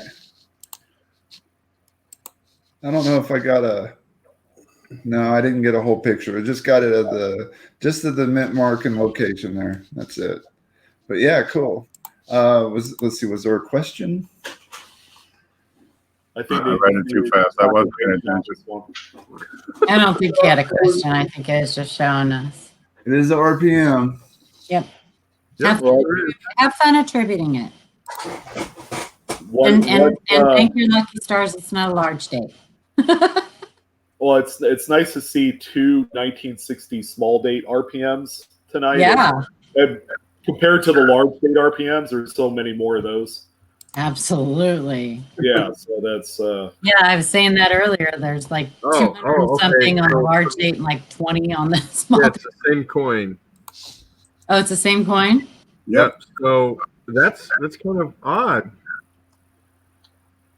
I'd call it a later die stage, given the enormous crack through it. From Gabby W, 2014 D Lincoln. Hello, everyone. I found this penny in my change several months ago, and I've been wanting to send it in to be looked at, but have not done so. I would really love to hear what you all think about it. Appreciate all that you all do. Really like watching and learning from you. And we love having you watch us. Yeah, we do. Wow, what is that? Ka-chunk, ka-chunk, ka-chunk, ka-chunk, ka-chunk. Yep, so we'll need to see the back here. Oh, yeah. Oh, man, yeah. so wow, look at the imprint of the O. And the head. Isn't that the head? That's the beard, the hair details. So that's crazy. Is that an O or is that the top curl of the ear? I don't know. That's the best girl at Rhodes here. No. No, it's not. You got something that's squeezed between a vice. Is this Roosevelt? I don't know, but you can see the rim on the left-hand side over there. Yeah. And I think down lower, too. All right. Well, so this is what we call a vice coin. This coin was squeezed in a vice or a press or something like that with another coin on the back side of it, and God knows what in the front of it. I wonder if those teeth marks from the jaws of the vice. That's kind of what I was thinking. It looks very mechanical, and I squeeze enough stuff in a vice. Night, Mike. Kid, I should know what that looks like. A lot of vices have diamond plating or diamond cuts. Yep. Yeah. What does the front look like again? What's that pattern? Yep. I mean, it very possibly could be the jaws of the vice making that, Yeah, that mark there.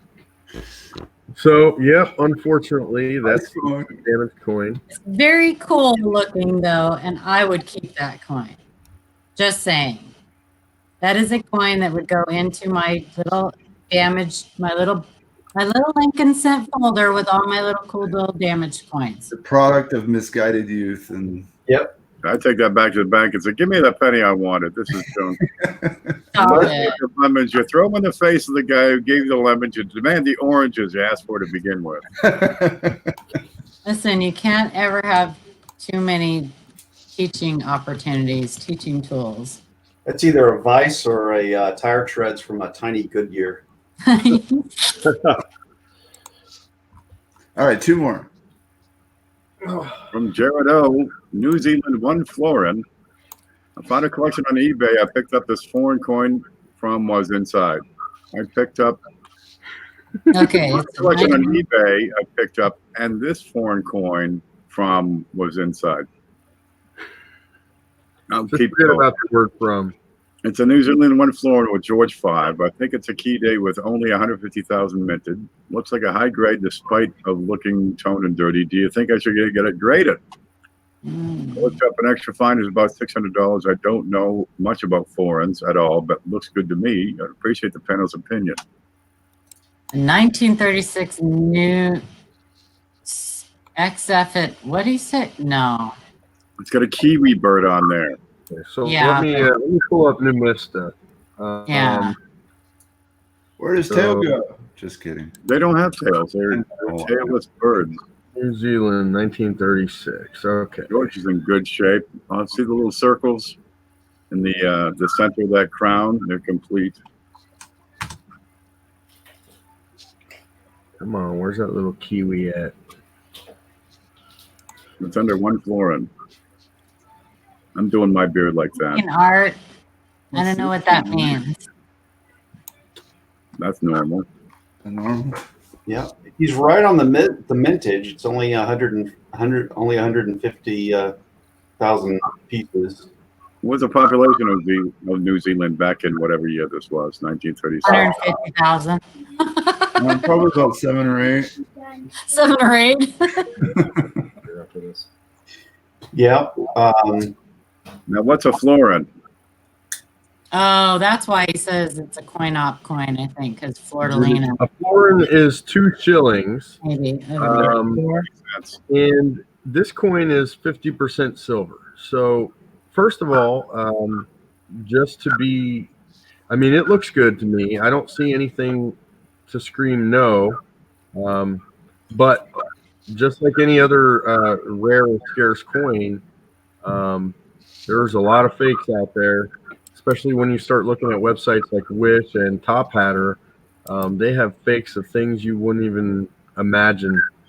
So I would definitely check the weight of this coin. It should be 11.31 grams, and the diameter should be 28.58 millimeters.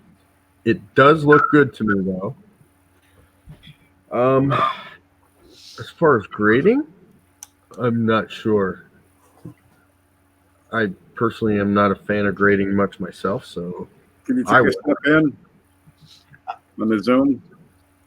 Okay. The Well, line- one benefit would be authentication. Yep, I've got the circle inside the cross. You get the lines that go. This shows very, very little wear. I like to see the upper part of the beard. That's what you do when you do from the floor. Right, this is Put the the floor on. wear on the mustache, on his, what do you call those? Sideburns. And look over the bow, especially the back of the bow will be a high point. A little bit of flattening on those the ribbon curls there. This is a high grade AU, not quite uncirculated. Consider sending coins in to be certified as an advanced skill. You've got to do your homework first. First, you have to be able to evaluate its condition for yourself. Is it worthy? This is probably good for what, $50 maybe? Great shape. The mintage, a lot of these foreign coins have very low mintage because they have very low populations. They just don't have a need for it. And then there's collector demand. And here it's a better shaped coin. It's got some discoloration going on, which I figure, would that be a fingerprint? Yeah, I think so. What does Numis say the value on this, Chris? Numis is for U.S. coins. No, Numista. What were you asking me? Sorry.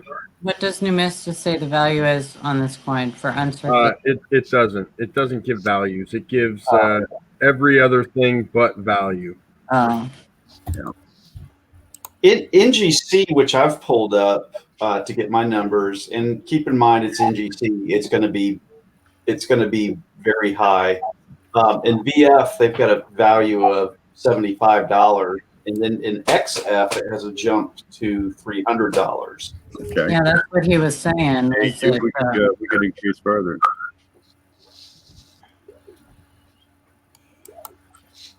But it doesn't gain value by being certified. Now, if you intend to sell it, can you sell it for the right price, uncertified? And if you get a certified, can you sell it for enough additional? Because you're focusing on a different market, can you justify the expense that way? Well, Chris said these are often, right, Chris? They're often what? You broke up. Counterfeited. Yeah, I mean, just like any other scarce coin, foreign coins are counterfeited as well. I mean, I've reported numerous sellers on eBay for selling counterfeit key date foreign coins, and the problem is people don't know enough about them because they're foreign. You know, the U.S. collectors don't know a whole lot about them, and they're easily fooled. So on a coin like this that has potential to have a greater value, perhaps it might be a candidate for certification and authentic. It could be, but there's plenty of tests that you can do on your own to figure out whether or not it's real. Would you buy a $300 coin without it being certified? Not if I didn't do my homework. right? Well, I could. I have a little light I could shed on the previous sales of this particular coin. Heritage Auctions last sold an AU58 by PCGS for $288. Okay. And an XF40 back in 2016 for $74. Okay. Right. So the value is not so high that it would likely be a high something that would be frequently counterfeited, is what I'm trying to say. Yeah. Yeah, Well, and those are sound realistic prices Yeah. there. I mean, Well, when he said $600, of course, email. there's a huge difference between guide value, which is I feel like what 600 is, okay. yeah, in accordance to market value, which is what someone's willing to pay for it. right. I think world coins for certain countries have been soft for about 5 years, so you have to take that into consideration as well. Right. And when you start getting into making a decision on sending something in to be certified, at that point, just knowing your coins, knowing how to grade and knowing how to identify a coin is not enough. At that point, you need to know how to crunch the numbers on it. And does it make financial sense to send that in? Yeah, yeah, that's basically what Ken was saying. It would break my heart if that came back XF45. There would be no profit in the coin whatsoever at that point. Right here, you see every coin I've ever sent in for certification. I know, right? Same here. I have one that's going out. That's a stout list in there. I have one that's going out. I do have some, but yeah, it hurt so bad I couldn't do it anymore. I know. I'm just gonna keep this spinning. Oh, here we go. I told you. Didn't I say this? It was only a matter of time. It's my Are fault. we done with the emails? No, I got one more. Okay, because I know Sean has to go, or his wife's gonna Oh, Sherry gave me the look. I'm gonna jump off right now. Not the Okay. look. All right. Well, thanks for coming, Sean. Hey, thanks for coming. Had fun. Hey, Yeah, thanks for having me, guys. yeah, it was great having you. That's awesome. And Yep. we'll talk about that podcast. It's a lot of fun. Stranger. We'll talk about the podcast definitely if you guys are interested. I think it'd be a lot of fun, kind of after hours, Yeah. type affair, you know. But yeah, it was a pleasure. Thanks, guys. All right, take it easy now. Thanks. care. See ya. Anytime. I'll see you guys next week. I'm so glad you and your wife are better. Yeah, we're a Yeah. lot better. It wasn't a fun experience. It was something about as different as you could get in terms of being sick. It's not like the flu. It's not like a cold. It's just, it was weird. Oh. So Well, I'm Yep. glad you made it through it. thanks. Yeah. Appreciate it. Yeah. Hey, you're on the bright side. Now you're immune to it. Maybe. Yeah, but for how long? Until it mutates. Yeah, until it mutates and becomes airborne and everything else. Yeah. Yeah. Yep. Well, take care. Yep. All right. You guys have a nice Tell your evening. wife, tell your wife we said thanks for letting us borrow you. Absolutely. Will do. Yeah, have a good night. Yeah. Night. You guys too. Take care. See you, Ken. Take it easy. Yeah. The last time I went to the doctor because of sickness, I had to explain it. It's on my tongue too, Doc. Oh, Jesus. Oh my God. Harry tongue. All right, we got one more. Yeah. Well, we could. I got two. Oh, gosh. It's 12 o'clock. Yeah. All right. Here, I got it ready. There it is. Paula wants to read this one. I do. Robin Sure T. do. Struck through retained. Hello, all. I've been holding on to this coin because I was not completely confident with what I have. Any help is appreciated.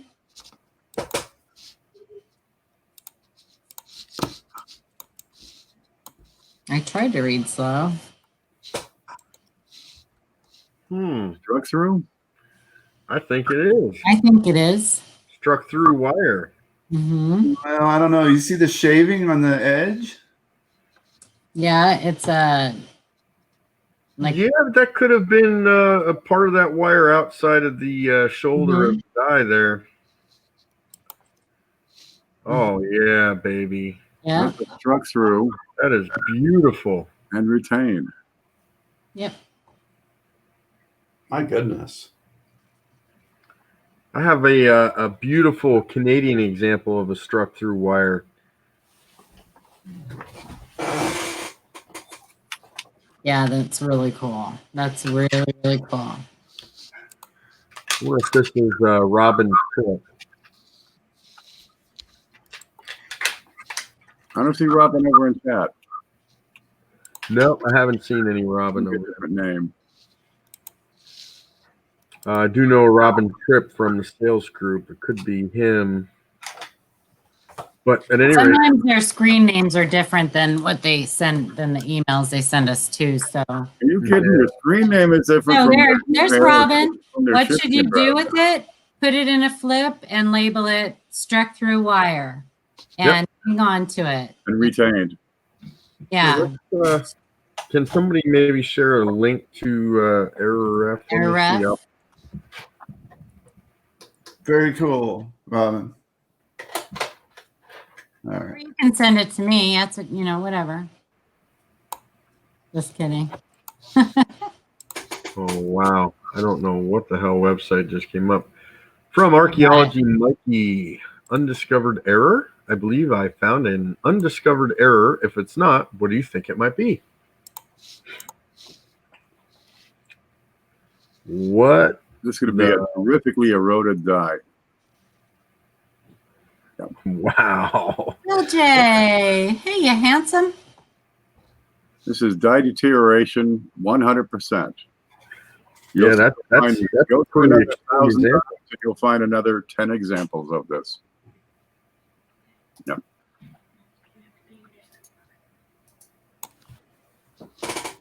Okay. Dimes and nickels, they run these just ragged. They run these dies until there's nothing left, especially around the date and the JS. it'll be so badly deformed just from dye wear that you can't make out the date sometimes. But sometimes the erosion steps in, and especially around the devices, you'll find them in the fields, especially on the back as well, where it's just metal is totally missing from the dye. And what that ends up with on the coin is going to be these raised thingies, these blobs. Yeah, get out there and look for them. You'll find them. All right. Well, that's all that came in before 9. We had a few more come in, but we will get to those on the next show. Yeah. Gosh. Yep, it's nighty-night time. Great show, you guys. Great was like- show.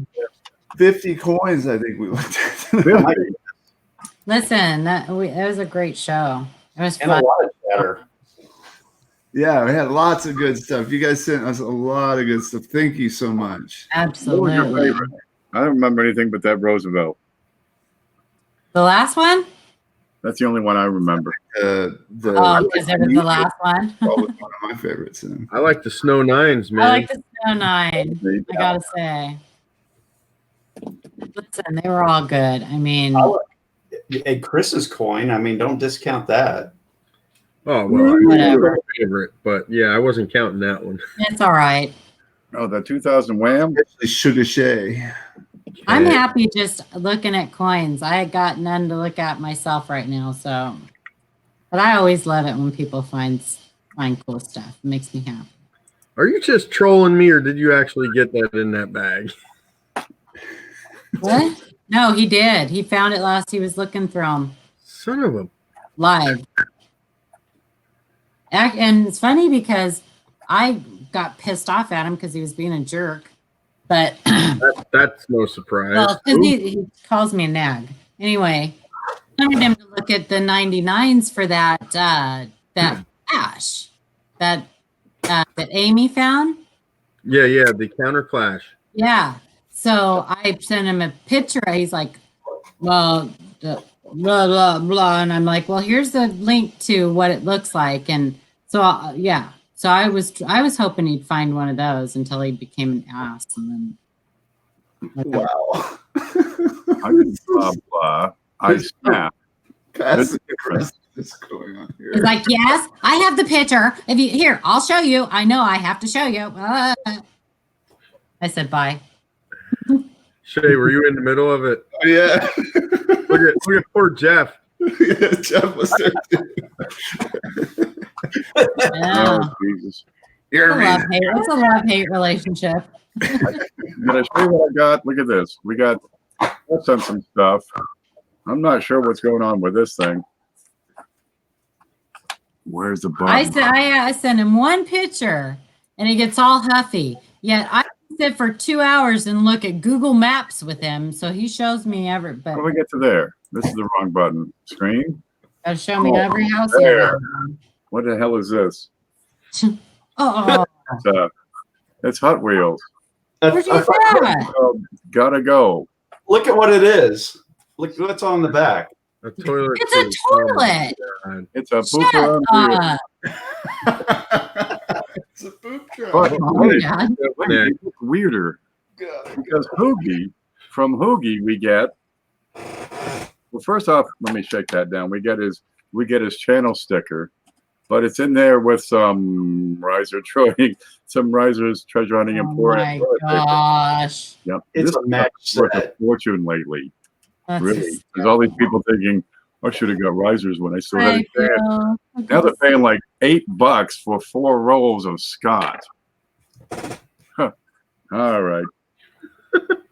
So Bob C loved the Flying Eagle too, but Bob C, it's not a cud. It only looks like a cud. It's Flash. Just saying. Yep, not a cud. I don't Far know. from here, it's a cud. Yep. What's it worth? What's the value on those? $1 million. $1 million. In that shape, $20. No, the first one was better though. Better Sugar shape. Shay's ready for night nights. All right, I got to put the groceries away. Yeah, I'm out of here. I've had enough of you guys. Oh yeah. I can't Hey, take we're it still anymore. alive, by the way. Right. Look at this. I'm I gonna. can't take it anymore. Quit hitting me with that Good thing. night, everyone. Good night, everybody. Thank you. Good night, everyone. All righty. Ken's got the shit bus. I got stuff going. Coming. All right. Next week, Shay Hoffmaster. Oh, will be next week, the host. Robin. Yeah, and that was a nice, Where's Me the again? Jeff? Who's up next week? good coin. Me again? I just did it last week. Okay, then it's going to be Jeff I'll do it again. Yeah. again. Yeah. Oh, that's right, Jeff. Yeah, because I did. The week before me. I have a list of who's up. Oh, then it's me. Paula. It was Jeff. It's me. Is it me? It's you. Okay, Paula's up next week. So get down below. You're going to see a link to Paula's channel and click on that and hit subscribe. That way you don't miss out. And the bell. And ring the bell and watch some videos and leave a comment and hit the like. Like Blu-ray said it'd come back. Blue Ridge is going to come back Woo-hoo. because I just making him a couple things. You know what? He's coming back because he had fun. He's coming back because he loves us. We love him. Oh, Mike. But It's bribery here. never hurts. Mike, it's here. It's right here because Mike, I have been right here. So don't worry about a thing. I'll get to you. I got like 4 Big Show packages. There's one over here. Paula's is up here somewhere. It's buried. I'll never see mine. You'll never get hers. I'll never see mine. Every now Not and after last night. then. I'm working That's on all it. right. I know where he lives. I'm kind of simple. I'm But I'm done. in the house and it's a big package. Don't worry, baby. I got you covered. Okay, you can click bye. Okay. Bye-bye, everybody. Bye, everybody.